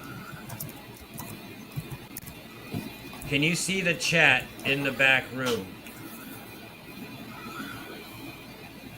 Okay, here comes Long Lived again, also joining in. I'm not sure. Yeah, that's Long Lived. Okay. I'm in the call window, not the stream on YouTube. Yeah, so in the call window, you should have audio. And you should have, maybe it's got a mute button on it somewhere. I think it does. And I think that's what happened to Long Lived, too. I think when you guys call in, you're muted. Now, Long Lived, I have no idea. Long Lived, I've got you as well back in the call. But all I see is your t-shirt. Not the stream on YouTube. Yeah, you called me in a browser. Window. Mute that. Mute that. It's not muted. You called me in a browser. Figure out how to unmute that tab and mute the actual YouTube. Can you hear me now? Yep, I can hear you, Long Lived. I think that was Long Lived and not Jeff. I have no idea. Yeah, Jeff is muted on his side and can't hear us. But Long Lived, are you there? Now I have both of you on the call. So that's a good proof of concept. And those of you still watching, like Hambone, well, tell us what's happening from your I side. see Long Lived on there. Yeah, you should be able to see us all. We should all be in the same So I think scene. you can hear me, but we got a delay again. Well, that delay, I just don't know how to stop that. I shouldn't have a delay. That's all I know, is there shouldn't be one. So, let's see here. Audio output, microphones all good. Let me switch to the false here and try that. We should all be in there together. Alright. I don't understand the delay though. That's really strange because we should all be in there. Oops, did I just remove somebody or did he hang up? We were doing great the other day, Long Live. What's different?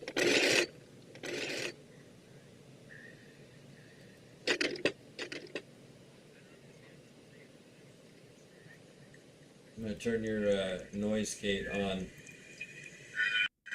That'll help quiet your side down. Somebody or did he hang up? Now I hear you listening to me somewhere on speakers, which is gonna loop back through your mic.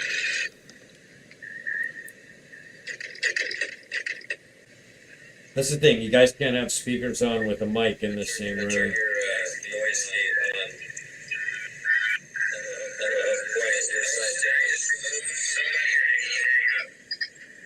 Now I hear you listening to me somewhere on speakers, which is going to loop back through your... There you go, now that stopped.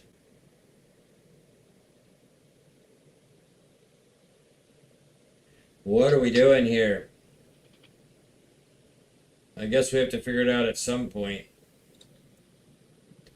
I could just use StreamYards, but I really don't want to because that's a whole paid service and screws up all the OBS stuff I do. Well, Jeff, I don't know what happened there, man, but if you can hear me on the stream again, I think that the whole point was you'll have a window you call me in, and that could be your phone or a computer window tab, browser tab. And then there's the stream going somewhere. But once you call in, we're just having a video call. Never mind the stream anymore. Long Live Coin says he's got a delay, but we didn't have a delay before. Well, that's okay, Jeff. Part of the experiment worked out. I got both of you on screen at the same time. The idea is I could have up to 100 of you, and whoever talks gets the screen. So that was a little frustrating, but thank you everyone for going with us on that journey. That was interesting, all the same. Let's see here. Only 4 viewers, and 3 of them are us. So basically, we bored everybody to death on that one. But that's okay. It is what it is. We're at 1:30. I was trying to find out if SilverPaws was going live. Now I'll show you guys over on my left desktop. While you're looking, both of you, Long Live Coins and Jeff Davis. This is the control room. And when one of you calls in, that first vertical gray box with a picture in it and buttons on it is my screen. Each of you appears to the right of that, and there'll be another one with your camera and then the buttons for me to add you into the scene or mute you or mess with your volume and stuff. And then at the bottom, there's a control toolbar. And I think when you call in, you also have a toolbar. And in that toolbar, it'll allow you to unmute the speakers or mute the speakers and microphone. But what you want to do is not be looking at this screen. Like, you don't want to be looking at the stream. You want to be on the call and only on the call with the audio and speakers just dedicated to that. And of course, if you're using speakers in a room with a microphone, that's going to broadcast what comes out of the speakers into the microphone, which comes to my side, which comes back to you, and it creates chaos. So you have to have headphones on or no sound. So that's no good. No sound is kind of defeats the point of a phone call. So the idea is, ideally, you call in on your phone, turn off the stream on your computer, call in on your phone, and just like FaceTime me. And you just talk to your phone as per normal, and everything should work fine. As far as the latency, I don't understand that, because definitely on my side, I can show you what we're dealing with over here, and I'll just double check it to make sure there's not a problem today, but I should be running a couple hundred megabits, and that's not good. 30, 50, 60, yeah, crank those numbers up. Those are rookie numbers. Still only about half of what I pay for, so that's not good. Maybe I need a new network cable. Let's try that one more time. Because that should be about 200 megabits per second. Now I am streaming, and that is taking some of the bandwidth up. But that upload should still be 10 to 12 megabits per second. So my internet is only running half as fast as it was the last time Long Live Coins called. And maybe that does explain the latency, but why is my internet so slow? That's the next question. We don't have bad weather here right now. It should be like 200. I was paying for gigabit, and I figured out I was only ever using about 250 megabits. So I scaled back to the 200 plan. But it is a little slow today. So, okay, maybe that's the problem. Maybe I'll have to check that. Well, if you never saw my channel before, here it is. Historic Metals channel. Here's the current live stream and the one for the auction tonight. A bunch of my content videos about coins and history. Old streams. People I'm a fan of. I appreciate you trying, Jeff. It was a good shot, man. So, thank you for that. So, I don't know if I'm going to get too much traction on these afternoon streams, especially if I don't really have a significant plan. I've been on for an hour 45 now. Let's see. Everything seems to be copacetic and running green, and the green on the meters. How do my stats look? Dropping some frames, but not a significant portion of them. I have altered my streaming settings to try and improve the quality a little bit. Let's put the music back on. All right. We got all that foreign currency looked at. Let's get that out of the way. Fix my little box display here. You were using a laptop, so it would have been in a browser. You would have probably had to unmute that browser tab or allow it to use your speakers or something. Headphones. I'm not really sure why you couldn't hear. Same thing that Long Live Coins was having, was couldn't hear. But I'm routing the mic. I'm showing the little green meters going up and down. So I don't know exactly what the holdup there was. Or where my currency holder went that I need to put all this money back into. Here it is. Money of the world. Funny money. I may make that all available at an auction one day soon if you want some money from around the world in your collection. But I may have to take that to a specialist. Especially the North Korea. That's just awesome.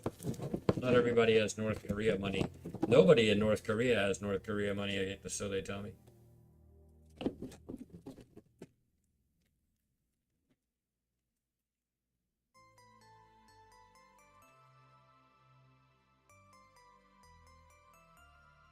All right. Tried with a phone, then with a laptop, no go with each, but I think my phone was plugged in. Plugged in, well, to the internet, or just plugged in to charge.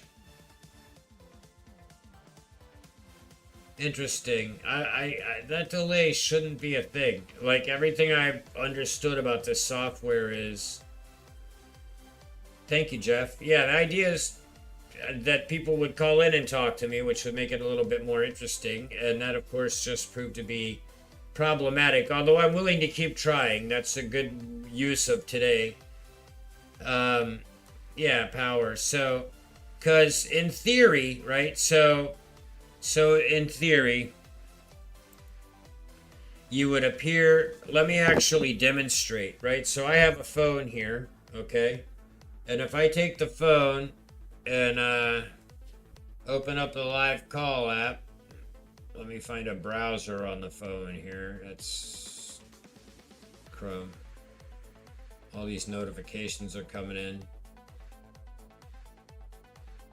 Alright, so on Chrome, I'm going to go to HistoricMetals.com/live call. It typoed, it auto-corrected me and typoed me. HistoricMetals.com /live call. All right, so I go to that. Whoop. Spelled my own name wrong. Historic. All right, one more try. HistoricMetals. Boom. So that's going to load up this screen right here, okay? The screen says enter the password. So type that in. Display name. We'll call myself HM Tester. Tester McChester. HM Tester. Say okay. And now it says join a room with the camera or screen share. We're going to join a room with a camera. Now it's offering me the chance to upload like an avatar. It's turning on my camera. I'm going to flip this around where I can see and hit start. And it says, please mute the stream or wear headphones or echo will happen. And close that with the little X in the corner. Okay. So now I have this on and it's just a FaceTime call with some controls at the bottom, which are by default not muted or anything. So now this is going to create some echo, but let me go to my left screen. And over here, you see Long Live Coins is called back in. Let me unmute him and highlight him in the scene, in scene 1. I'm going to add myself to scene 1, which is showing the shelves behind me, or actually me, okay? Let me make myself 16 by 9, which is another choice. And then I'll be rectangular. And then let me add myself to scene 1 and keep myself muted there, or else I think I get echo. Can you hear me? I can hear you. Now I go back to the group call screen where I should have Long Live Coins in the call and myself. And I guess it's going to take a moment to appear over there. Let me remove him and add him again. Okay, so you saw the process on my phone and what I did on the left screen to add you in, and you're there. I hear you.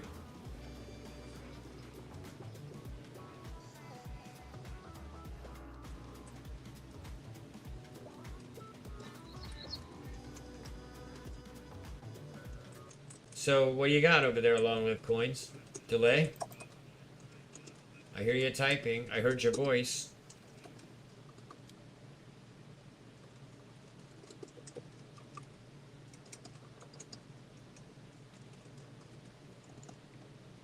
I heard your voice. Are you there? My mic is on. The desktop output is on.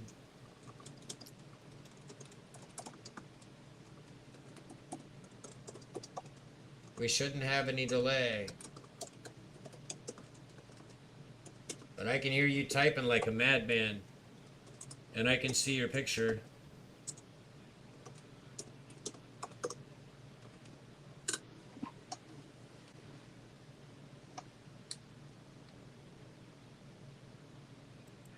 I'm talking to you with solo mode engaged, which means only you should be able to hear me and not, well, I'm talking to the mic. I see you waving your hand. I see everything. I hear you typing. I just don't hear you talking out loud. yeah, I'd say we got a 30, 45 second delay at least. I don't know why that is. I can call in with my own phone right here on Wi-Fi and I get no delay. I just don't understand.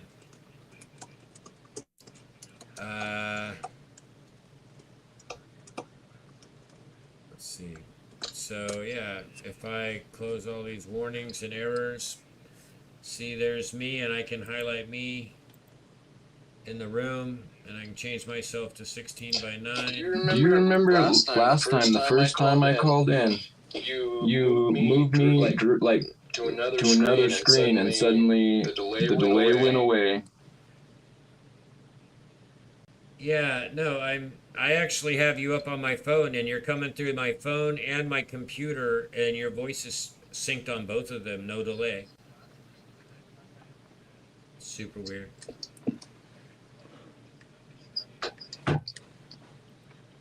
What about now? Can you still hear me now? I know the stream can still hear me, but can you hear me, long lived? What if I don't use this microphone? What if I mute this microphone and keep talking? What happens then? I think I need both of those on, and I don't know why we're getting a delay. I have my phone in my hand, and it's not delaying. As you can see, my mouth moving locally and on the delayed through the phone system and displayed version, and my mouth is moving at the same time. No delay. So the delay seems to be with you, and with Jeff, it wasn't a delay. It was just his speakers were muted and he couldn't hear me for some reason. And I still think he was just muted on the call somehow, which would be right down here at the bottom of the screen on this little toolbar. The second icon over is a mute button right there. So that's weird. Which I think that's what Jeff may have encountered. Is see the red one is the mute next to turn off my camera, turn off my speakers, turn off my mic. Type chat type 1, 2, 3. So okay, 1, 2, 3. And if I go up here and I show, well, where's my face on this camera? And if I hold up, so the left screen is the through the phone call on my phone, the shitty quality one, and then HM on the right. So if I hold up my hand, 1, 2, 3, see how this completely disconnected phone that's on Wi-Fi on the internet is getting that with no delay from the stream? 1, 2, 3, like no delay, man. So I don't know what's going on there, but that's how it works. And when somebody calls in, they should be able to, you know, look like that. So I wonder what happens if I turn it sideways and then I fix the view so it's not 16 by 9 and I can set it up there. Nope, it doesn't rotate with the camera. Okay, that's cool. So yeah, I can put that here, lean that there. So now I'm on 2 cameras through a phone call with no delay between them. 2, 1, 2, 0. Let's go ahead and highlight you up there if you want to do some hand counting and delaying.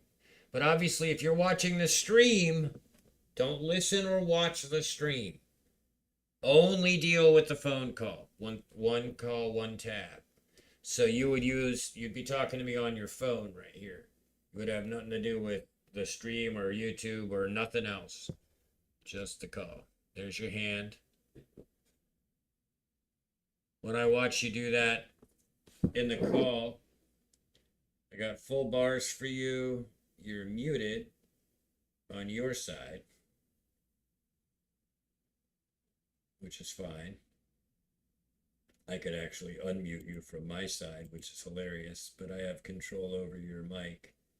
Actually, no, I can't do that. That's one thing I can't do. I can see that you have an iPhone.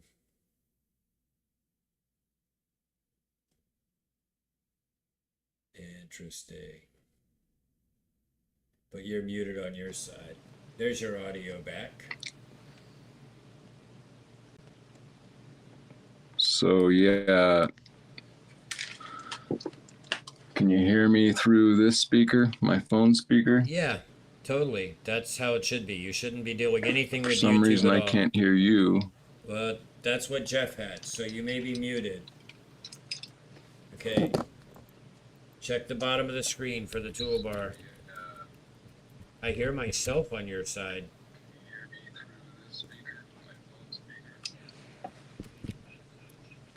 This is where Jeff got to. He was on the call. I could hear him. He couldn't hear me. And this is... No, I'm not muted. I mean... like your speakers, and now you're gone because you muted or stop making noise or something.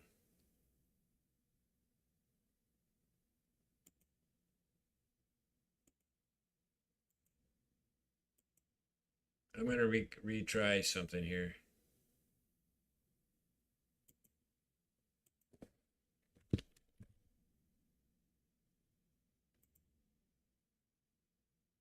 I hung up the call because I am trying to reload the call control center just to see if that helps.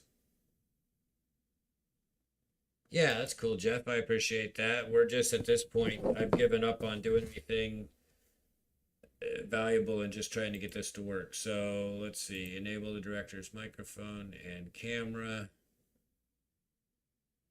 Those should be fine. OBS, microphone. It's all good. All right, so maybe the browser is hosed, but it seems to be working. So maybe you'll try to call back Long Live one more time. Mute the speaker, mute the mic. Yeah, because I mean, again, we'll go through this together. Load the page. Page asks for a password. Password. Join a room with a camera. Waiting for the camera to load. Start. Turn off the warning message. Now down here, there's a mute. The speakers. I would make sure that's not muted. I'm going to mute it so that I don't cause feedback. But it's got, you want to have just this call going. You don't want to be looking at YouTube or have any windows open anywhere else or anything else. You just want to have the call. And then, all right, so there's, I hear me coming back from your mic.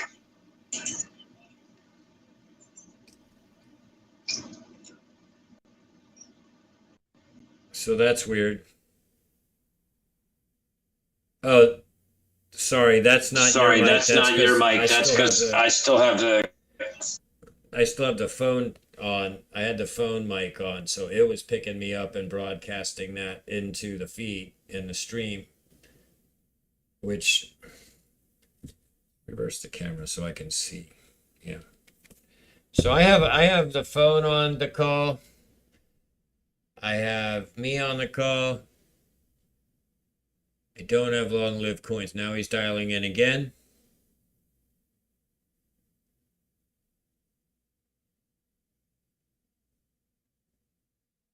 Let's see.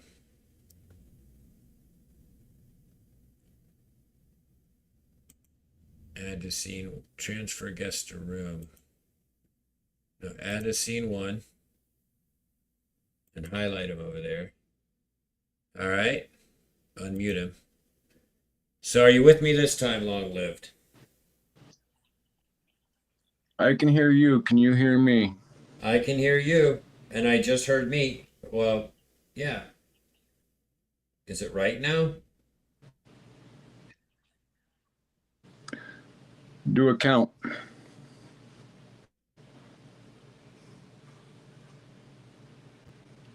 1, 2.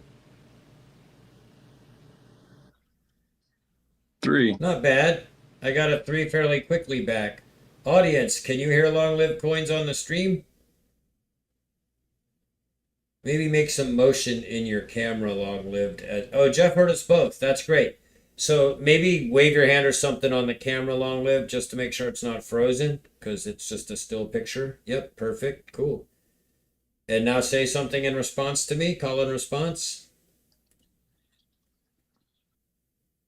Yeah, okay. How bad's the delay here? It's fine. Half a second. Okay. Well, we might be getting closer to somewhere. Yeah, did you change anything on your side or just keep trying and persistence paid off? I think I just persisted, man. I can't think of anything I did wrong differently that time. I I just don't kind of have tried anything one more different. time, and I don't know. I'm sorry about. Not that I could know. The I mean, only well, the first time I called in, I tried with my laptop, but Yeah, there's a yeah, we got a slight bit delay. more Jeff is delay right, but it's like than half a that. second now. So we can do the count thing, and I'll go 1, 2, 3, go. 3, 4. Yeah, half a second. Half a second. Very realistic for what we're doing here. So, in fact, it may get better if I hang up Anyway. my Yep. cell phone. I'm going to hang up my cell phone and see if that helps even Okay. better the bandwidth. Yeah, better. Great. So I took my cell phone out. No, it's just the two of Can us. you make? So I'm on my cell phone this time. Yeah, And perfect. can you make all I can see on my all I can see on my screen is my picture. Can you put your picture up so I can see you too, or You should be not? seeing a thumbnail down in the corner of both of us. It's showing you your camera so that you can FaceTime, right? But you should see like a thumbnail down in the corner of both of us. Let me see if there's any choice for that. What you see. I'm not. I don't think. Maybe I need to change my camera tool. Turn your camera to the other side, maybe, right? And then what I do is on my side, I make you 16 by 9 so that you fill in the rectangle nice. So I'll do that now, and it'll change in a second. Because you've gone vertical. I don't see. Also, which I could do right now is fix that. Yeah, I was trying. Well, I'm going to go back the other way. I was just looking for if I had more info. You should be able to see it down in the corner. Is it like a little face mask thing? No, I mean it's There's just a an little actual face video mask in the and bottom right corner. It's like picture in picture. I think face mask just Yeah. mutes your camera or something. Should be just picture in picture. Yeah, no, I'm not seeing any other screens on here. It could be just because I'm on my phone this time. Last time I was on my laptop. Well, you're using the back. You're using and maybe the back that's why we're camera. Let's see. You're using your back camera, and you're using a iPhone microphone built in. Yep. Yeah. So Yep, if like I actually, yeah, I can see that from my side what devices you have. So, I can supposedly troubleshoot from that. So if I go back to Chrome and call into the call, I'll show you the little thumbnail I get. It does show myself, more or less. I can't see anything you're doing because on my end all I see is my hand right now over my silver.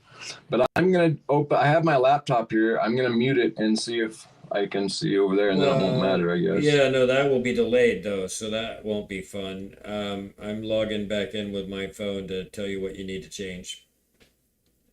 So I'll stay off the web then. Well, stay where we are laptop. Stay where we are right now because it's good audio. We're working. We're functional, and Okay. your picture looks good on Okay. the stream, and everything looks great on my side. So if I join the call, mute it all so we don't get echo.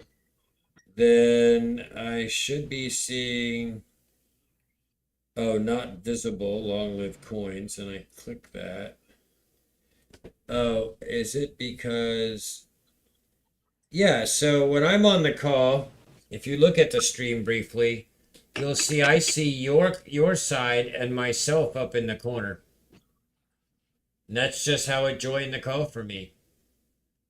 I see yours full screen because you're talking. On my side, all I have is my and screen. myself as a thumbnail. Weird. So that may be a choice down at the Huh. gear setting. Let's see what's in the gear option. Video source, audio source, no. User, no.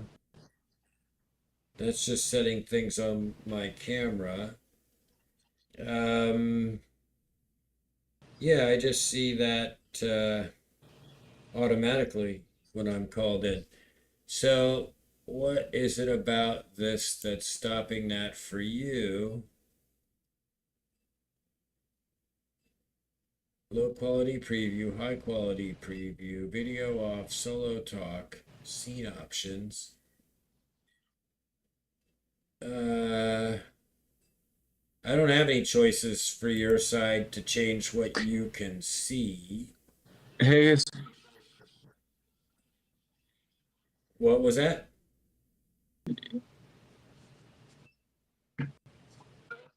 well, I was gonna say we should hook up sometime. I mean, now is fine if you just want to roll with this too, but I'd like to ask you some questions about stuff too. I don't know if you want how much detail you want to go into on live like this, but I would like to, you know, work on both. I want to live stream with some equipment that I haven't used yet, and maybe I can help you dial in your system some.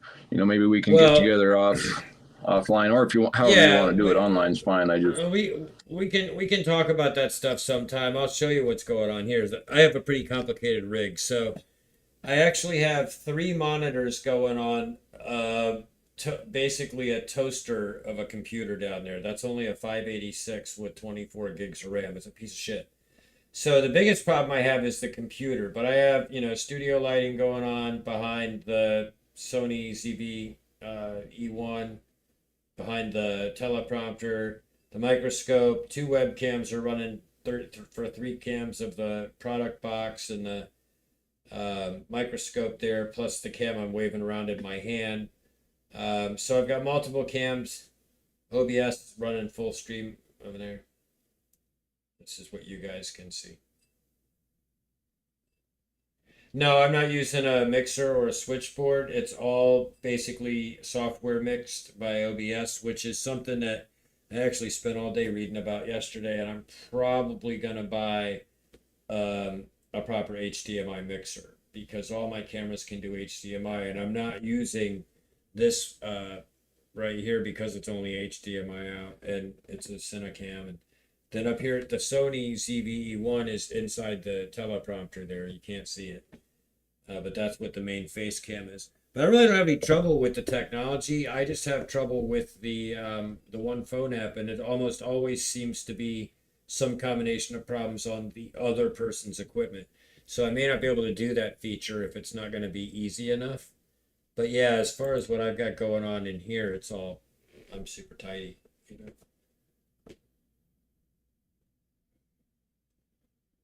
You got the ATEM? Yeah.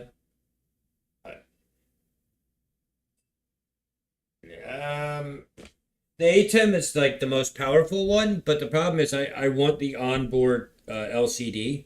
So I'm kind of looking at the other one that's out right now, which has the 2-inch LCD with 4 camera screens on it. And then there's the YOLO Live, which is all software, and I'm concerned about that. I'll just use my tablet. Well, except it has all the hardware inputs and outputs. But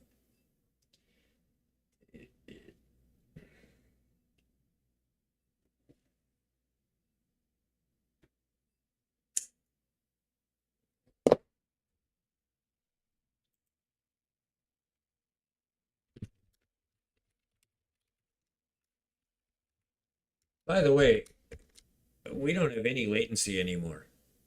We just had that conversation totally naturally, and I didn't even think about delay.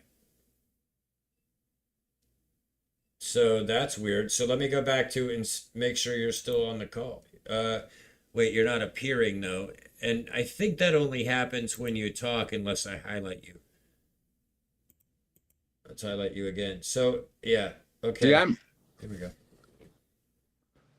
I seen you for a second. Click back like you did. You popped up there for a second. I popped up. You came where? onto my screen. If I don't, Oh, there you are. it's because yeah, so I had you highlighted because when you get quiet, it turns off your camera. Sure. And so, in other words, it's voice activated on the screen. The theory being Gotcha. if Jeff calls in, then whoever Yep, is and talking pops up. But if you stop talking, you pop off. And I think that's weird, but that's how it works.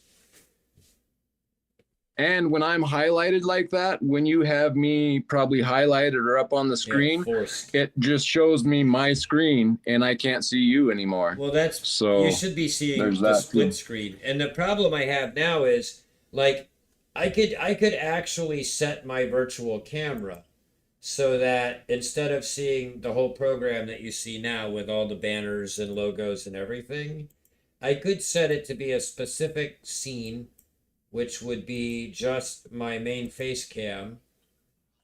Actually, I can set it to be even better, the one that I use for video calls, which is got no overlays on it. And that would be the face cam with logo. And now you're going to just see me, right? Like full screen. Does that look nice? And yep. Now here's the problem with that. If I wanted to show you a coin in the coin box or something like that, I can't, because now you're just forced to that one camera all the time. And that's fine for having an actual conversation and probably preferable to the smaller screen that's showing the stream. But if I show you the whole stream, then when I switch to something like the coin box, the item box here, everybody on the stream is now looking at my close-up coin box, but you're still looking at me. Yep. So that's the problem. I would have to go really wacky and set up virtual cameras and then switch you alongside of switching the stream. So what I do is I put the camera that's going to the phone call to just be the entire stream, and then you see whatever I'm showing the stream, which is now that or that or that, but they're all watching that and they're not seeing you. If I put it so everybody on the stream can see you, then I go to this screen, you have to make enough noise to appear, which you flashed when you made, or I have to highlight you and then you can't see me anymore. So either you have to keep talking, right, because you talked. If you stop talking, it'll go dark again. There is no way to stop that, and it's irritating as shit. It should default to having the last speaker camera stay on until somebody else speaks. But it doesn't. That's weird, because even if I'm speaking now, I'm not popping up as fast. Yeah, there I go again. Well, the theory is and I have to be speaking, not. The theory is I would be in the scene too, and then we would take over full screen and blah blah blah. But I'm gonna take myself out because that creates echo problems. Yeah, so it's a little complicated. It's honestly, I'm trying to put a square peg in a round hole, because this is really supposed to be for one-on-one interviews, right? So I bring you up, I highlight you. You're not looking at it. You're looking off at the wall and you're just talking right to your camera, and I'm responding audio to you. And then the people see what they're supposed to see, right? Yeah. And I'm trying to make it like a call-in feature, and it works for the most part. It seems like people have a little bit of trouble just connecting, but I'm used to going to Zoom and Google Meetings and WebEx and everything under the sun for the last 20 years. So going to an online meeting to me is, oh, check my camera, check my speakers, put on headphones. Okay, good to go. But it's not the same for everybody. Yeah, sure. But it's working now. Yeah, it's interesting though that last time when I was on my laptop, my screen pretty much stayed, I think, on your at least up more, whereas this time it's dropping off right away if I'm not talking. Yeah. And I wonder if that's because of my camera or my phone being used, or I don't know. It might be that noise gate that I turned on, because your background noise was keeping you active before. And I put the noise gate on you because you have a lot of background noise. Gotcha. And you make a lot of, squeaky doors, whatever. So I had... Yeah. So I turned the noise gate on, and that is probably Let me turn that back off. Compressor's on, echo cancellation is on. That wasn't on before. Video settings are set to force you to 16:9, just in case you're using vertical mode. I'm forcing 16:9 so that I get a nice rectangular picture. Isn't vertical anymore. Yeah, it looks better. But when I was 16:9, you could shut that off. Well, it's doesn't change anything if you're already there. It just turns the vertical ones into rectangles and makes them distorted, but it's better than this vertical slice on the left side of my screen. So yep. But I did notice when you were vertical mode, actually I'm going to force you to vertical mode for a second because I need to adjust the size of it. So let me do that on my side, and in a second you should appear as 9:16. Maybe if I go away and come back. No. It's not really respecting If I have it, if you want me to turn it up, I can. No, I have it sideways now. I'll do it myself after the stream another time. Not that big a deal. I'm not sure I can do it live anyway. I was going to make the because I noticed my little placeholder graphic was sticking out from under it when it's vertical mode. And I can make it look nice even in vertical mode, so I might as well do that at some point. But yeah, so this is the theory. So you would call in and you'd be like, hey, I'm interested in getting into stacking silver. Where should I begin? And I start pulling out 10-ounce bars and selling them to you for $350. Right. When you're auctioning, are you just running an app on top of like StreamYard, like the chat bot and some of these other things they run? Is that there's no StreamYard here? You're not using StreamYard. I pay no one. I pay okay. no one for this shit. I'm running OBS Pro Studio. I'm running Nightbot, which is doing things like exclamation point email here, which I'll type into chat, or what we're doing, live call, right? So if I put that in chat, and there's a lot of latency on my chat room for some reason, but if I put that in there, he'll drop info about how to call live, right? So I have a bot that's running. I have this call service that's a bot, more or less, that's running and integrated into OBS. I have a lot of OBS plugins to do like scene transitions, so they don't just cut or wipe. I actually get like woo, kind of, different transitions. And it's interesting because if I leave this screen and come back to it, you're no longer highlighted. Say something, anything.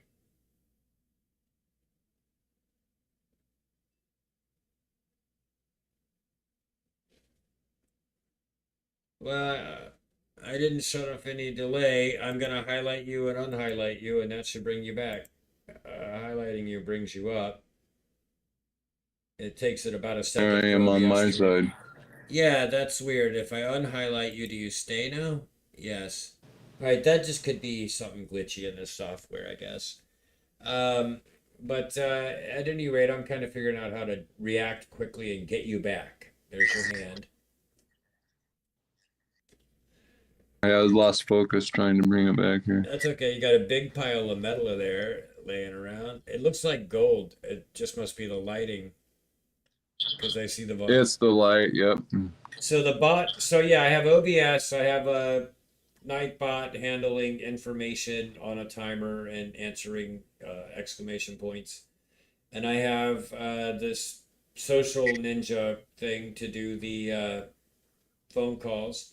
And you may notice if you put in just regular chat, like, is anybody still here, or some message that's not a bot thing, which I'm typing now with some delay, and hit enter, it'll appear on the screen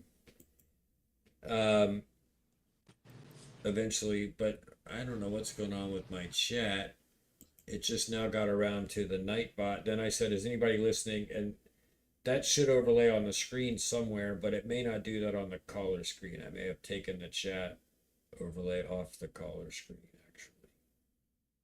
I did, yeah. Let me put the chat back on that screen. There's no reason why it shouldn't be there. So the chat. I don't have it. That's the other thing. I didn't have a chat on my side, which is kind of unhandy unless you, I think I could put the laptop on the side and have chat and just have it muted. Yeah. But like you say, it'd be delayed. But Yeah, well, actually, it's better than nothing. Not having any chat is no good. chat's delayed for me too. I mean, even here at the control center. So Jeff says he's still here. So I want to add the chat overlay to the caller screen. So let's do that. So the chat overlay is now on top and should appear. Actually, let me unlock it. Let me go to studio mode so I can adjust that and find the chat overlay and put it up here. I think is best. Let's see how that looks. Oh, how big is that? Let's go like this.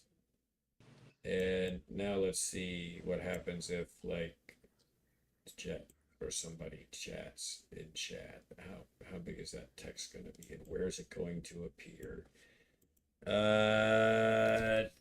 Chat overlay test. A lot of this stuff only works when you're live. And so that's kind of the only time I can try it out. Kind of why I was saying earlier, I would like to, whether we, like just let each other know that, yeah, help me out, I'm going live, because that's what I was trying to do too, is test some stuff out, and it wouldn't do it until I'm live. So well, that's what I was saying. I mean, that's what I was telling me. This function is not available. The first time we talked, that's what I was trying to suggest. Let's get together and do some late night offline, or yeah. So the chat just appeared, but it's yeah. Okay, good. So I know how to put that in the chat now. So the chat will now appear on the screen, but it's messy because it's over top of everything else. So let's put it like right here. And I actually just got set up so I can take payments and everything. So I actually should be able to start auctioning now. I'm just ready to go. And are you just, when you're selling stuff, I mean, obviously it's going to be recorded on YouTube so I can go back and watch it there. But what do you do as a practice? Do you write a little note when something sells on a sticky note and put it on the coin, or drop a coin in a cup? Or, I mean, put it in a little baggie and write on the baggie? Show you what I do. How do you keep track on that end? Let me show you what I do, what I really, really do. But first, before we go there, let me answer the chat, because I just got asked by Walnuts, do I collect wristwatches? So in the other room, I do have a box, like a jewelry box full of wristwatches, but there's nothing exorbitant. There's no, Rolex Expeditions in there. I have some like vintage gold-plated Jules Jurgensen in the box with all the paperwork, and some vintage Timex and things like that. They're mostly vintage, not antique or valuable. Maybe a couple $100 a piece. What I just showed you in the box behind me are pocket watches. Now, some of those are very valuable. So I do have antique 150-year-old pocket watches that I'll do a video on and sell at some point. But I'll probably sell those in Pocket Watch Networks. Anyway, back to you now, Long Live Coins. How do I do auctions? When I sell an item on an auction, what I do is I use cards. So, for example, here's an item that somebody bought last week. They wanted a wallet. So I have these plain white cards. On the white card, I'll write their name, trusted source, what they bought, and the W in the corner stands for wallet. So I know this person said, I'm buying the thing, I'm paying for the thing, and I want a wallet. So I have their screen name, their item, their price, and what they're doing with it, and it goes on a pile over here. And that's what all those white cards are back there, is wallets. If somebody wants it shipped, I put an S, and I set it over on this desk to my right, over here, which is my shipping station, which is over there with the shipping label printer and all that. So I'll set them up over there and ship things from that area. So then I have a whole nother office in another room through that door over there, where there's 2 more computers and boxes and packing and tape and scales and tables. And this is all my house, by the way, but my whole house is dedicated to being a music studio. In that room back there is all drum sets and amps and guitars and stuff. In that room over there is an office and shipping. This is my living room, which is my streaming station. and more guitars over there. And no, not really. I actually suck at guitar. But I have banjos, bass, couple basses, a couple dozen guitars, ukuleles, mandolins, drum sets, 3 synthesizers, MIDI boards, rack mount effects and equipment. I have everything for audio engineering and video production, basically at scale on a budget. So nothing exorbitantly expensive. Maybe the Roland keyboard in there was $1,000. It's about as high as the stuff goes on the gear.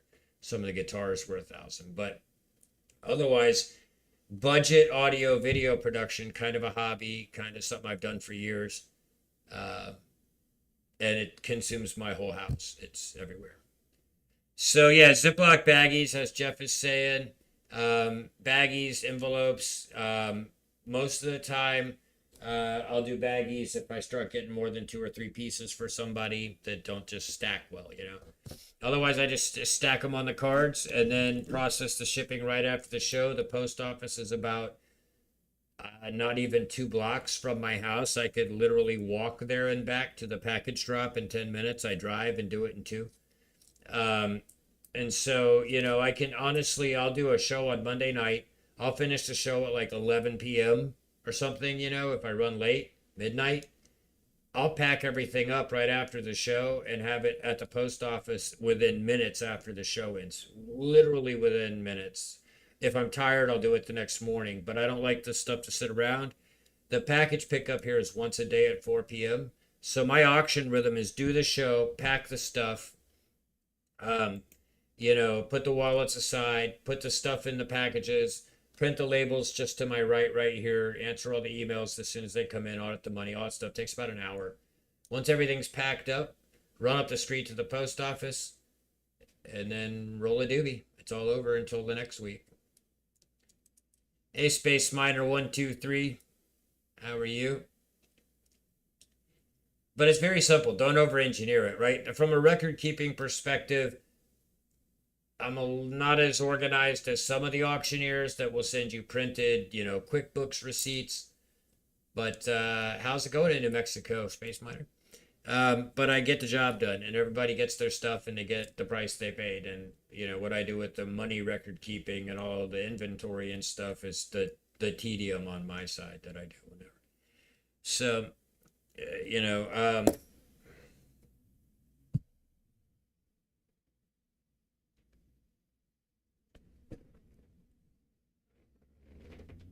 so that's OBS.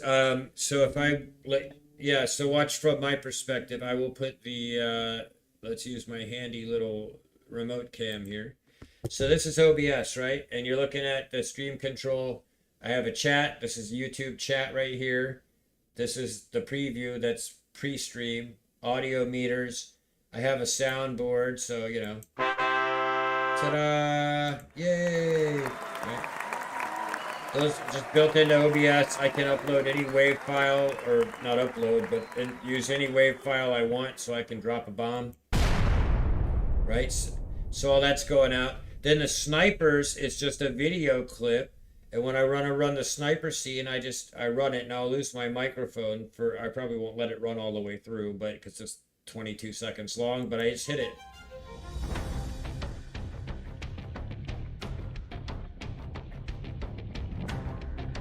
Yeah, so I run a video that I made, right? And the video counts down. I forgot that I did leave the microphone enabled, and I would type sold into chat, basically like right now, because it just, it's gonna stream delay to them, right? So I put sold in chat, and in theory it comes out at the right time, which I didn't even try to get it timed right.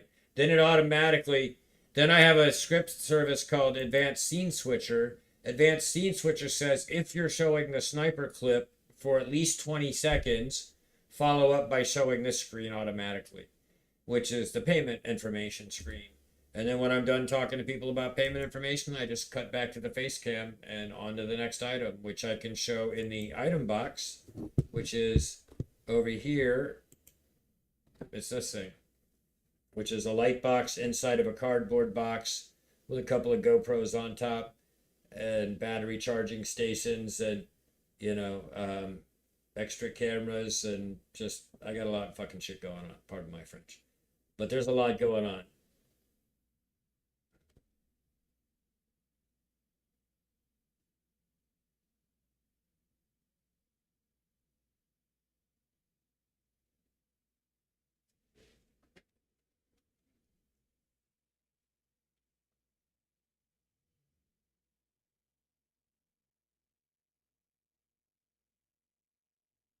Inventory kind of organized into types and stuff. Um,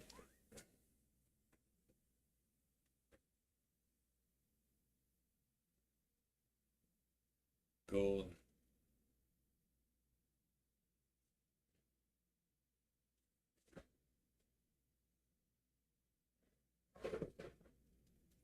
Hey, Salty.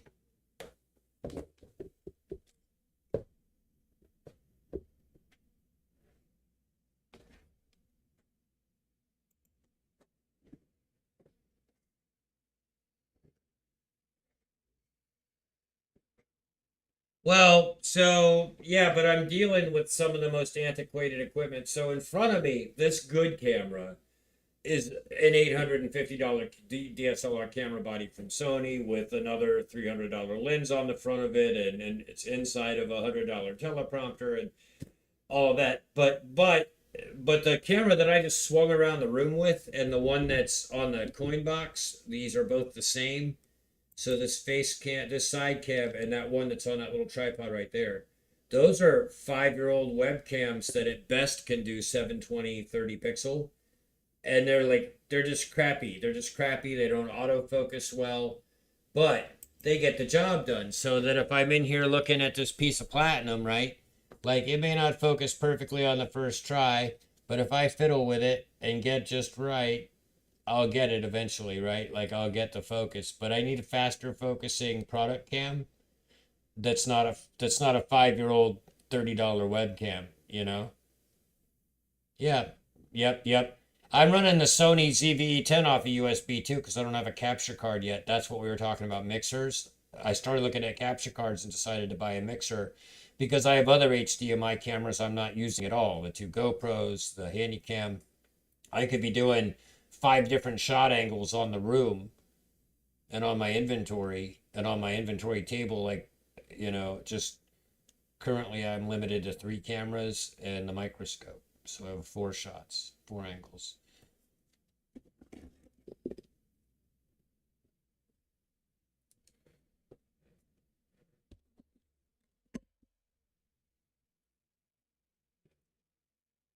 The Sony will overheat if I run it for 10 hours in full tilt mode, but no, the webcams are just, you know, they're just little freaking $25 Walmart beasts and they just don't stop.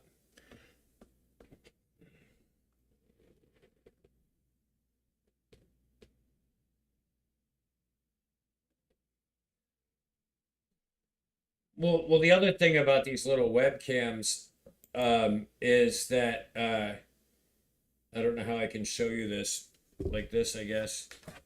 In OBS, when you're setting up cameras, right? So you have all these sources. I'll have a camera like what I call the side cam here, the one I'm working on. And I'll put filters on it for color correction. So like this particular view, that monitor's a little hot. So I'll tweak it, right? And you can see I've tweaked some of these numbers, but not the brightness. And I could bring the brightness down and you'll see it in real time, kind of darken up some and lighten up some, right? And I'll make the camera look as good as I can. For a $25 camera, I'm giving it all she's got, Captain. You know.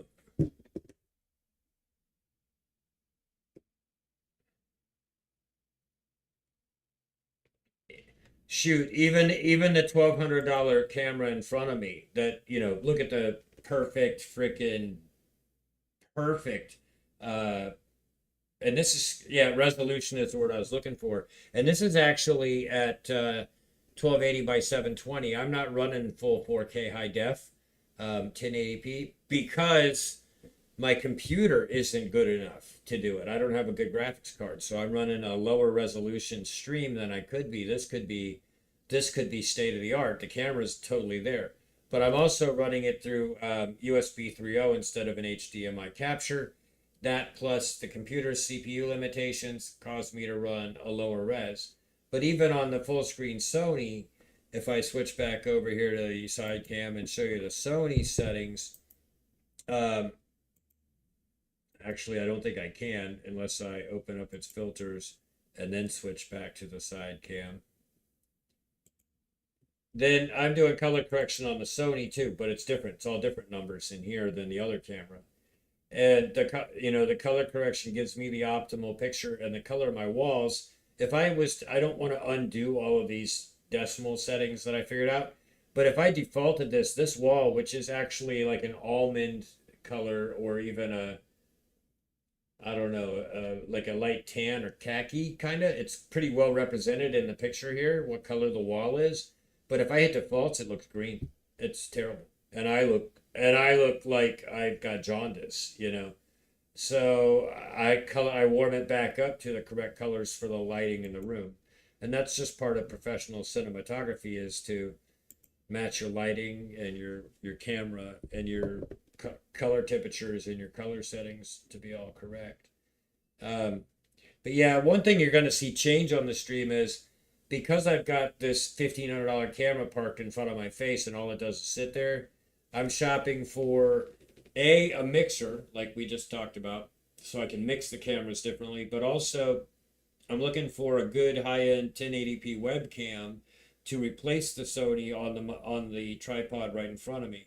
Because the Sony, I want to do other stuff. I want to leave the house with it. I want to shoot at the coin shops. I want to take it to coin shows. I want to shoot in the field, but it's on the tripod. It's all dialed in, and I don't take it off there. I leave it all hooked up and on the permanent power supply and on the USB wire and all that. But honestly, it's set up. I have the full cinema rig with handles and a cage and remote monitor and lights and all that to go out and shoot somewhere, you know, properly. So I want to do more of that and make my content more compelling. When I was in Colombia, it was closed because it was Christmas Day, but there's a Museum of Gold in Colombia. I want to go back there, as much as I hated being in Colombia and getting mugged on the street in the most dangerous place I ever felt in the world on Christmas Day. Yeah, it was crazy, Colombia, man. It is everything you see in the narco movies and more, but whatever. I was there for Christmas. I went to Bogota just to see what it was all like. And there's a gold museum there, and I want to I want to go film. I want to go to these places and mints and museums and destinations that I know about in the numismatic and bullion and gold and all of that. So I've got to get a better camera to just park on the desk permanently and not move, because dedicating $1,500 worth of camera and lens to that is stupid when you can buy a $150 webcam.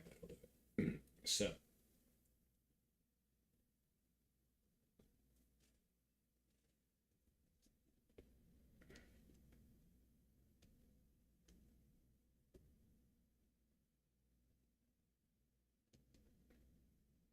The resolution matters, because like if I needed to show you my beard hairs, right? Like, you know, I basically, well, I don't know why I'm missing the button here, but I can get the beard hairs, right? and the resolution's not pixelated. It's still good. You just tried to grab one of my Wyoming goldbacks, sold out. How long do those last? Well, Space Miner, I appreciate your going to HistoricMetals.com and checking out the empty store, which I am terrible about maintaining that blog and that store. They're not. Those goldbacks were gone last year. The only goldbacks that I still have in stock are states complete sets of the 1 through 50 for 4 of the states from 2022. The hot ones are 2019, which was the first year they made them. The newest ones that are coming out, I believe they're coming out with North Dakota next, if I'm not mistaken. But I have 4 or 5 sets of the full state for Nevada, New Hampshire, Utah, and Wyoming, I think. So yeah. Yeah, I actually I don't look at my goldbacks that often. They're up here somewhere. Let's see what I've got for goldbacks. If anybody's not familiar, we'll talk about goldbacks for a second. I think they're a fun novelty. Go ahead.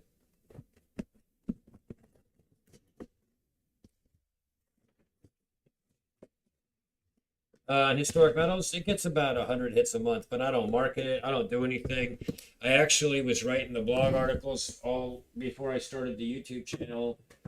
And I started writing scripts instead. And the whole theory is the script should become the blog article. You can even listen to the blog articles there. If you're like into podcasts, you can listen to them in your car or whatever. They're like narrated by a bot. But it's all sophisticated stuff. Just too much for one guy. Like I'm trying to do what matters. And the auctions seem to be what people are into. When it comes to goldbacks, I've got 4 state sets and 1 silverback I won in a GAR. I would have never bought a silverback for 2 reasons. Number one, I don't really care about supporting Silver Dragons all that much.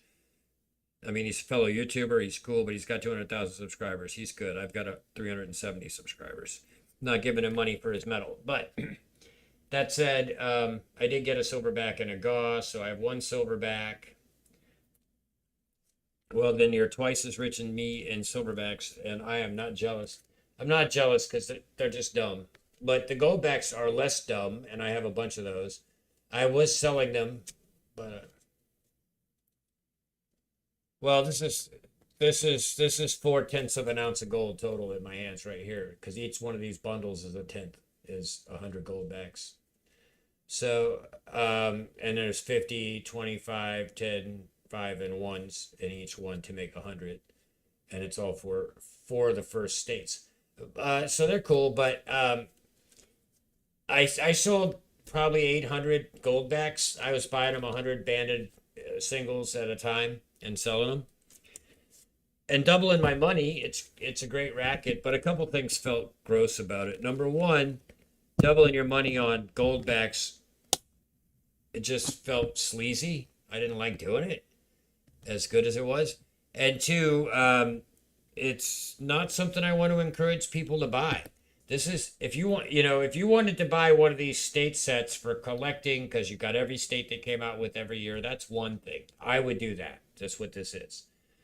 I would not buy them for commerce, unless you live in those states and you shop at farmers markets all the time, which I don't, either one of those things. And number 2, the premium is just so stupid. For the price of one of those bundles of 100 goldbacks would be about $400. I'll sell you 2/10 for just a little bit more than that, for $450. So 1/10 of gold that you can't easily recover, that you got to explain to everybody who sees it for the first time, versus 2 pieces of gold, twice as much gold for just like $50 more, that are recognizable Britannias or Krugerrands or something,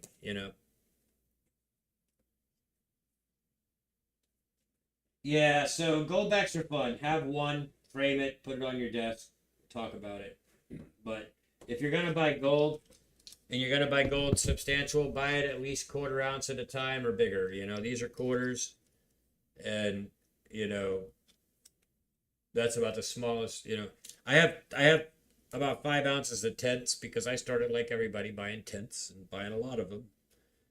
But at this point, I buy things that are a little bigger, unless they're really unique, like this. Now, this is not a gold back, but it's as small, as thin as one. This is a gold phone card. I think I talked about this before. Were you here that day, Long lived? Check this out up close. Let me put this in the item box. This is 1 gram of solid plate metal. It's not a gold back like printed and polymered. It's actual gold, really flat. Yeah, 1 gram of fine gold. So 1 gram, right? Same as a 1 gram Volcambi bar or whatever. But this is from 1996, I think it says on here somewhere. Hang on. I had it focused and I blew it. This is why I need a new webcam that focuses better, has a faster focus. But anyway, I can just read it to you. It says that this was made in 1993. It's a first edition of 500 pieces, was made in October of 1993, with a limit of 5,000 total made in 1993 and 94. On the front is Chief John Bigtree, which is a Perilla art. Perilla is one of the great American artists. You know, he's in museums and galleries all over the country, very expensive. This is a $5 Amerivox phone card. The theory was you needed to make long distance calls, you had to pay for them. So you dialed an account, you dialed a phone number, put in your account number, which by the way is a cool number, 267-222-622, lots of twos. Dial the calling number that you're trying to reach, and then it credits minutes off of this.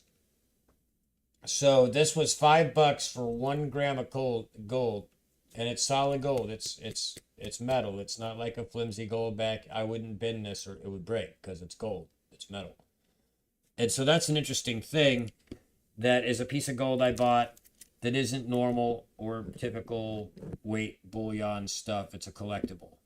And those are highly sought. There's people who collect these for all the different artwork, kind of like trading cards. But it really was the same price as a gram of gold. It was, you know, it was under $100.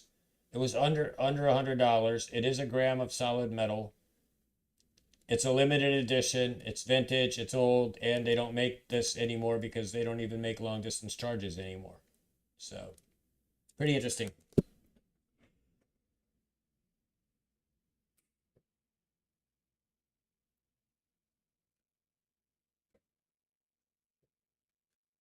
Right on.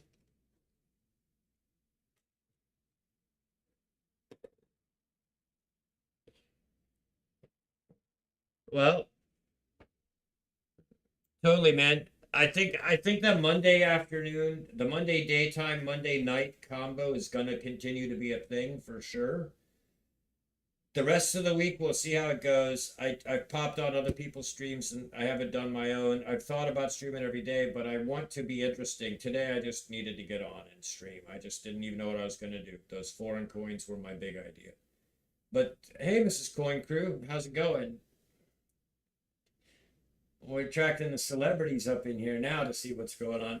But yeah, so, and I always put a coin in music notes. I don't know if Mrs. Coin Crew has ever figured that out, and this is my first chance to say it out loud, but whenever I see her, I always put in these 2 emojis because ever since I've been going to her show, the thing that strikes me about Mrs. Coin Crew that reminds me a little bit of myself is that she has lyrics for everything, and she sings all the time.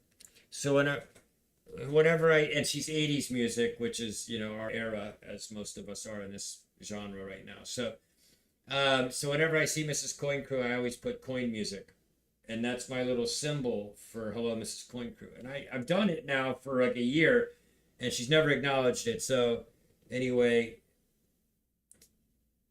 now you know why you always get 2 emojis whenever you appear in a room, Mrs. Coin Crew. It's your coin music because you are the coin musician of the community, doing your thing with the coin music.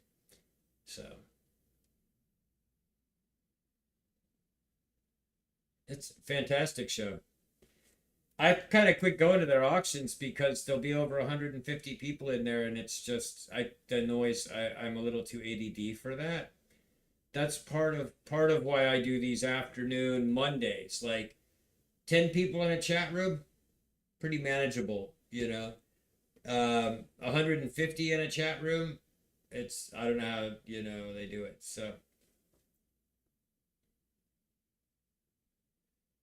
well, one thing that these folks have that I don't have is help. And having you on the stream just now, we've talked for 40 minutes that I would have been stammering and stuttering through. Well, we were stammering and stuttering through some of that technical setup anyway.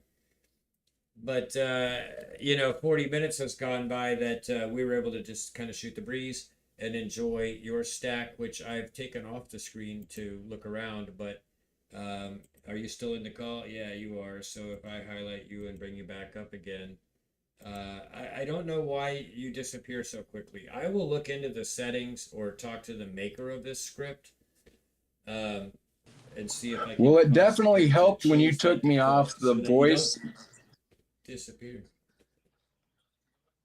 I didn't change anything. Whenever you third clicked call? off the voice control, I stayed up longer. No, I didn't turn it off though. That's the thing. What I'm doing is forcing you up, and then unforcing you, and you stayed a while. Like, anyway, it's still voice controlled. If somebody else was on the call with you, they could still take over from you. Even There you go. yeah. So it is easy to get squirreled, Mrs. Coin Crew. Super easy. I get squirreled really bad. Now during the auctions, I'm pretty focused and on point and on task. It's when I just do these kind of live coin shop deals where I'm theoretically just a virtual coin shop. The idea is it's not supposed to be fast paced. It's supposed to be very personalized and one on one. And if somebody wants to call in, as Long Lived has done here, and appear on the screen with or without their face, that's fine. And we can talk about their coin collecting requirements or needs or desires or goals or things they may have found, have questions about. We'll research them together because I do have the capability to, to go look things up over on the, the eBay or whatever. We were looking at stream control tools earlier, and I was loading up the ATM Mini that Long Lived uses to control his stream. So we can research things on eBay and Wikipedia and whatever.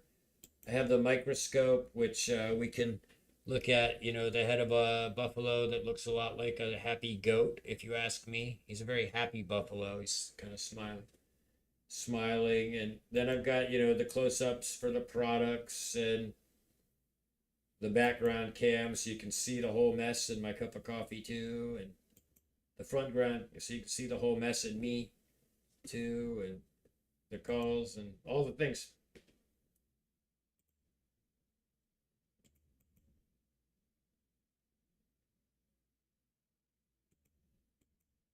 Kind of make yourself talk to nowhere land sometimes, but yeah, I gotta jump off here. Appreciate you having me on, and okay, we'll stay in contact though.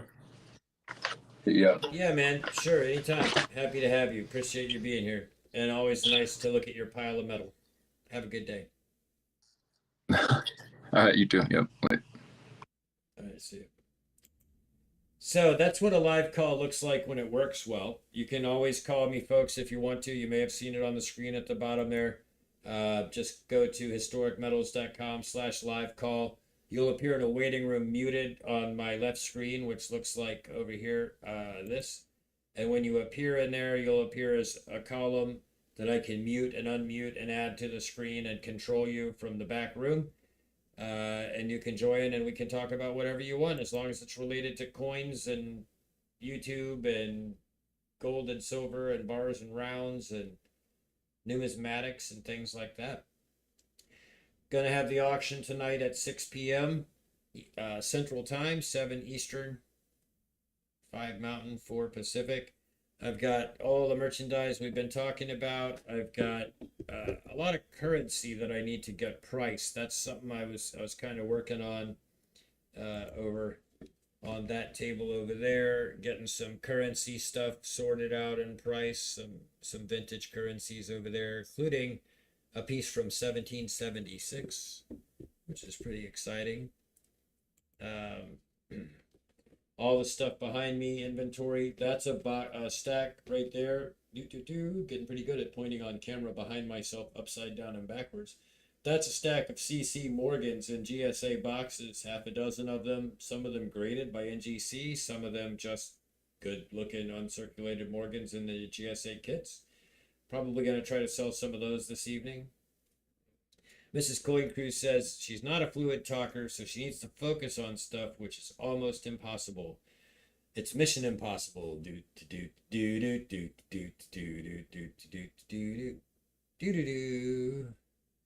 Oh, and I forgot that, when I'm singing, that's because there's no music on, so let's put that back. Let's advance that. Let's go to the next song, though. Let's go next song. All right, next song. Getting mellow here. Struggle this morning trying to decide between a 5 gig or 5 gram gold and 10 gram platinum. Ended up choosing the gold. Good or bad decision? Choosing the gold was the right decision if you had to choose between gold and platinum. But on my show, as a matter of fact, one of our big highlight items for tonight, as you've seen in the box a couple times now, is I'm going to be selling a bundle where you don't have to choose at all. Get a little bit of silver, a little bit of gold, and a little bit of platinum, all in one bundle. I have 2 different sizes. I have one of the larger size left, which is 10 grams of silver, 1 gram of gold, and 5 grams of platinum. And then I have 2 sets that are half that size, 5 grams of silver, half a gram of gold, 2.5 grams of platinum. And those will be auction items tonight that I'm going to start out with, and that's why they're on display. 10 grams of platinum, cheaper than 5 grams of gold. Probably pretty similar in price, would be my guess. Grams of gold at around 80 to 90 right now. Grams of platinum at around 50. So just under 500 for the gold. Just under 10 grams of platinum. Probably under around 800 or 900 bucks too. They're probably both around 800 or 900 bucks. How close am I, Space Miner? Were they the same price or was the platinum cheaper? Cheaper is relative too. It's 10 grams versus 5 grams. So are we just doing the per gram price? If it's per gram, then the platinum should be cheaper. Grams confuse me too. This morning, the platinum was about 10 bucks more. Yeah, they're going to be really close. 5 grams of gold, 10 grams of platinum. And if you look at Kitco right now, we just did that earlier and we determined that gold is almost exactly twice the price right now of platinum. So just double checking where it landed this afternoon. Let's see here. So waiting for it to load, refresh. So platinum is at 922 ask and gold is at 1895. So 1844, 1895. They're within 50 bucks of double the price of gold. So the platinum was $10 more for twice as much platinum as gold, but with premiums on grams. And like she said, grams are confusing. I still say they should have been roughly the same price. And if anything, $5, $10 difference, either way, that's just on the shop and premiums. Load up on platinum. I just disagree with that, Space Miner. Have some platinum. It's a gamble. Look at the chart for platinum over the last 5 years right now. Give me a second and I'll bring it up. 5-year platinum chart is loading.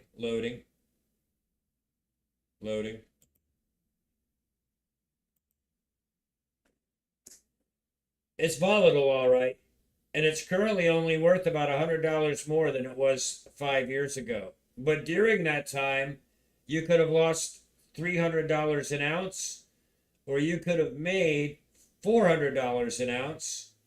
But if you bought it down here at 6, you could have made double your money at $1,200 to $1,300. But if you bought it here because you got FOMO'd, you could ended up losing $300 an ounce. In a 5-year spread, this thing has more arrhythmia than a heart attack patient. It's terrible. And it's also sympathetic to palladium. So when platinum and palladium are playing their game, the manufacturers of catalytic converters and other medical devices and things are switching between platinum and palladium depending on price and scarcity and spot and premiums and mining outlooks and futures and all the things. These do not operate like gold and silver. Platinum and palladium are not 5,000-year-old historic metals. They're just wacky. Coinbox, what's going on? Coinbox and Mrs. Coin Crew all in one stop. It's like a VIP parade up in here. I got Long Live Coins and Space Miner and Coin Crew and Coinbox. And all I'm doing is hanging out and telling people not to spend too much of their money on platinum, even though I'm about to try to sell some platinum tonight. It is what it is. I don't need these headphones on. I don't have to monitor the music anymore. It's on. That's all I needed to know. And they make my head hurt. I wear them for a long time. So Coinbox, I guess there was no auction last night. We're going to have one on Wednesday. Coin Cruise auction is on Sundays. Or is it Saturdays? Sundays. Sundays all day. They do a huge event. Coinbox throws an awesome deal. But all 8,000 of your Wheaties, did you ship them in a bucket? Did you give them a 5-gallon bucket? Yeah, so it's, it's not always true, Space Miner, but palladium and platinum tend to chase each other, and apparently in the industrial uses, they're compatible. So you could use platinum to make catalytic converters, but if the price of platinum skyrockets up to 1,300 an ounce, then they look maybe at palladium and use it instead, or use it in conjunction, some kind of alloy. I'm not sure. But I've always heard that palladium and platinum are linked, and similar to gold and the dollar, they do what the other one's not doing. Local pickup at the shop. So a bucket. Perfect. I remember going to coin shops in North Carolina and Wheaties and just, cold dimes and stuff. They would have 5-gallon buckets lined up, and you could take the old ice scoop like you get in a hotel ice machine and scoop yourself out some into a bag. It's pretty wild. I need to come over there, Coinbox. I'm coming soon. Before it gets to be wintertime, I'm coming over there and interview you about your journey from stacker to brick and mortar. Coin shop. That's going to be a good journey. And then I'll come up to see Coin. I'm actually a lot closer to you than I am to Coin Crew, but I should go visit Coin Crew too. Go around and interview all these hot, famous YouTubers. Maybe it'll help my little fledgling channel, but it'll also interest the people who want to know more about you guys. The stuff you don't normally tell us on your own streams. Like, what was your first coin ever and why? Things like that. And find out more about you, the people that are this local coin business industry across the country. One of the few industries I know where everybody can hang out at the same party and enjoy themselves, go to the coin shows, come to the streams. And it's not, it's competitive, but it's not, because, Coinbox down in North Carolina and Coin Crew up is at Indiana or Ohio, Indiana. You're Illinois, whatever, you're totally different markets. There's literally no competition between you guys. The YouTube thing does bring a modicum of that, but we're all the same people at all the same shows, spending all the same money with everybody too. So it's an interesting industry. I'm just trying to retire and be what they call a vest pocket dealer, who is, small opportunities for people to get good deals. I've got things I've got in for tonight, like the gold, silver. Actually, I should throw some copper in with those things. Give you the whole 4 metals.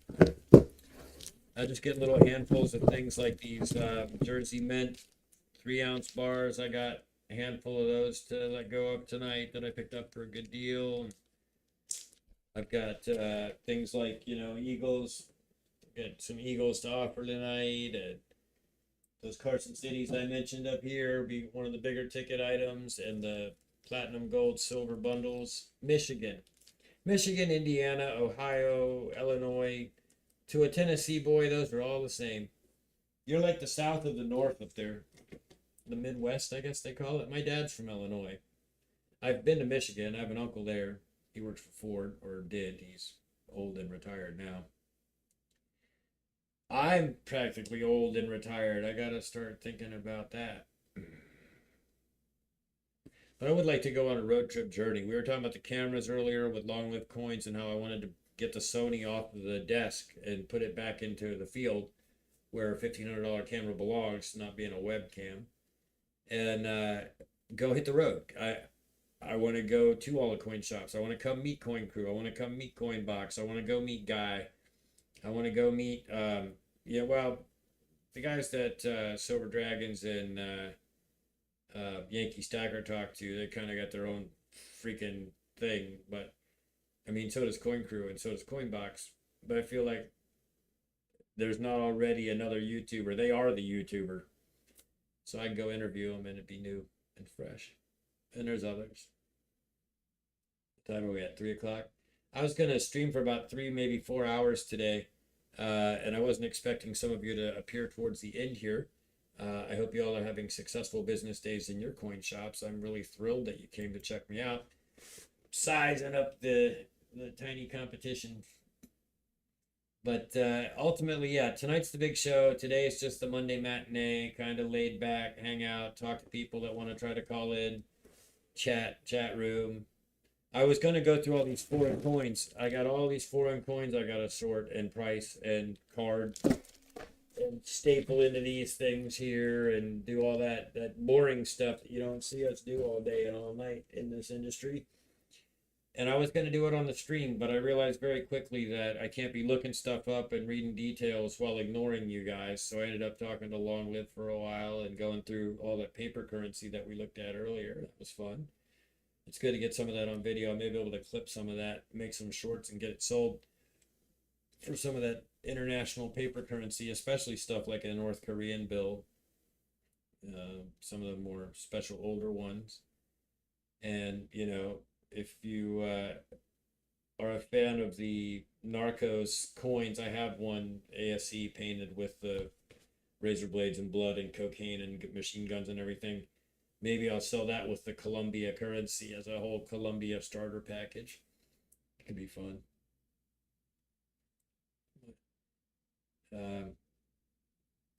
Other than that, no particular plan. How many people are still watching? Is anybody still watching? Let's find out. Analytics. Yeah, nobody's currently watching, if that's accurate. And it may be that here we are at the top of the hour. It's time to wrap it up. Narcos are freaking cool. Oh, so you are watching me, Space Miner.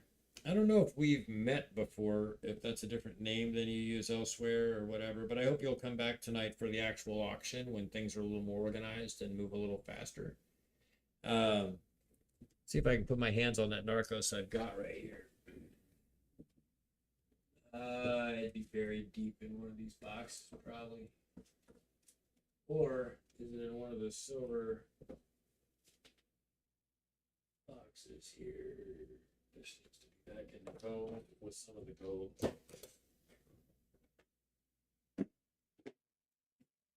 The Narcos. The Narcos.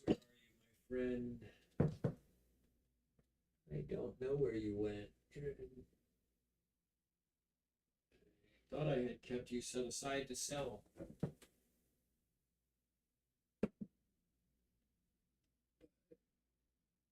In some of my organizational things, I disorganized myself a bit because I seem to be missing a whole pile of silver that is kind of higher end stuff. Like that. But come back to the auction and I'll show you then. We'll see then what it's all about. We have not met. Nice to meet you as well. Walnuts and Bestiality. Bouncing through, dropping lines, dropping lyrics. Got no silvers in the club, you see. All right. Well, right up here at the top of the hour, it's 3 o'clock. I came online at noon my time. That's a 3-hour stream for the afternoon matinee. I don't think I'm going to do another hour. I think I'm going to go get chowed up and organized a little better. And I'll return here in 3 hours at 6 p.m. for the weekly Monday night Historic Metals treasure hunt and auction with bin deals. So come back and see me. In the meantime, in between time, y'all be cool. And remember, I'm Corky K. This is Historic Metals, and you are historic. Thanks for watching.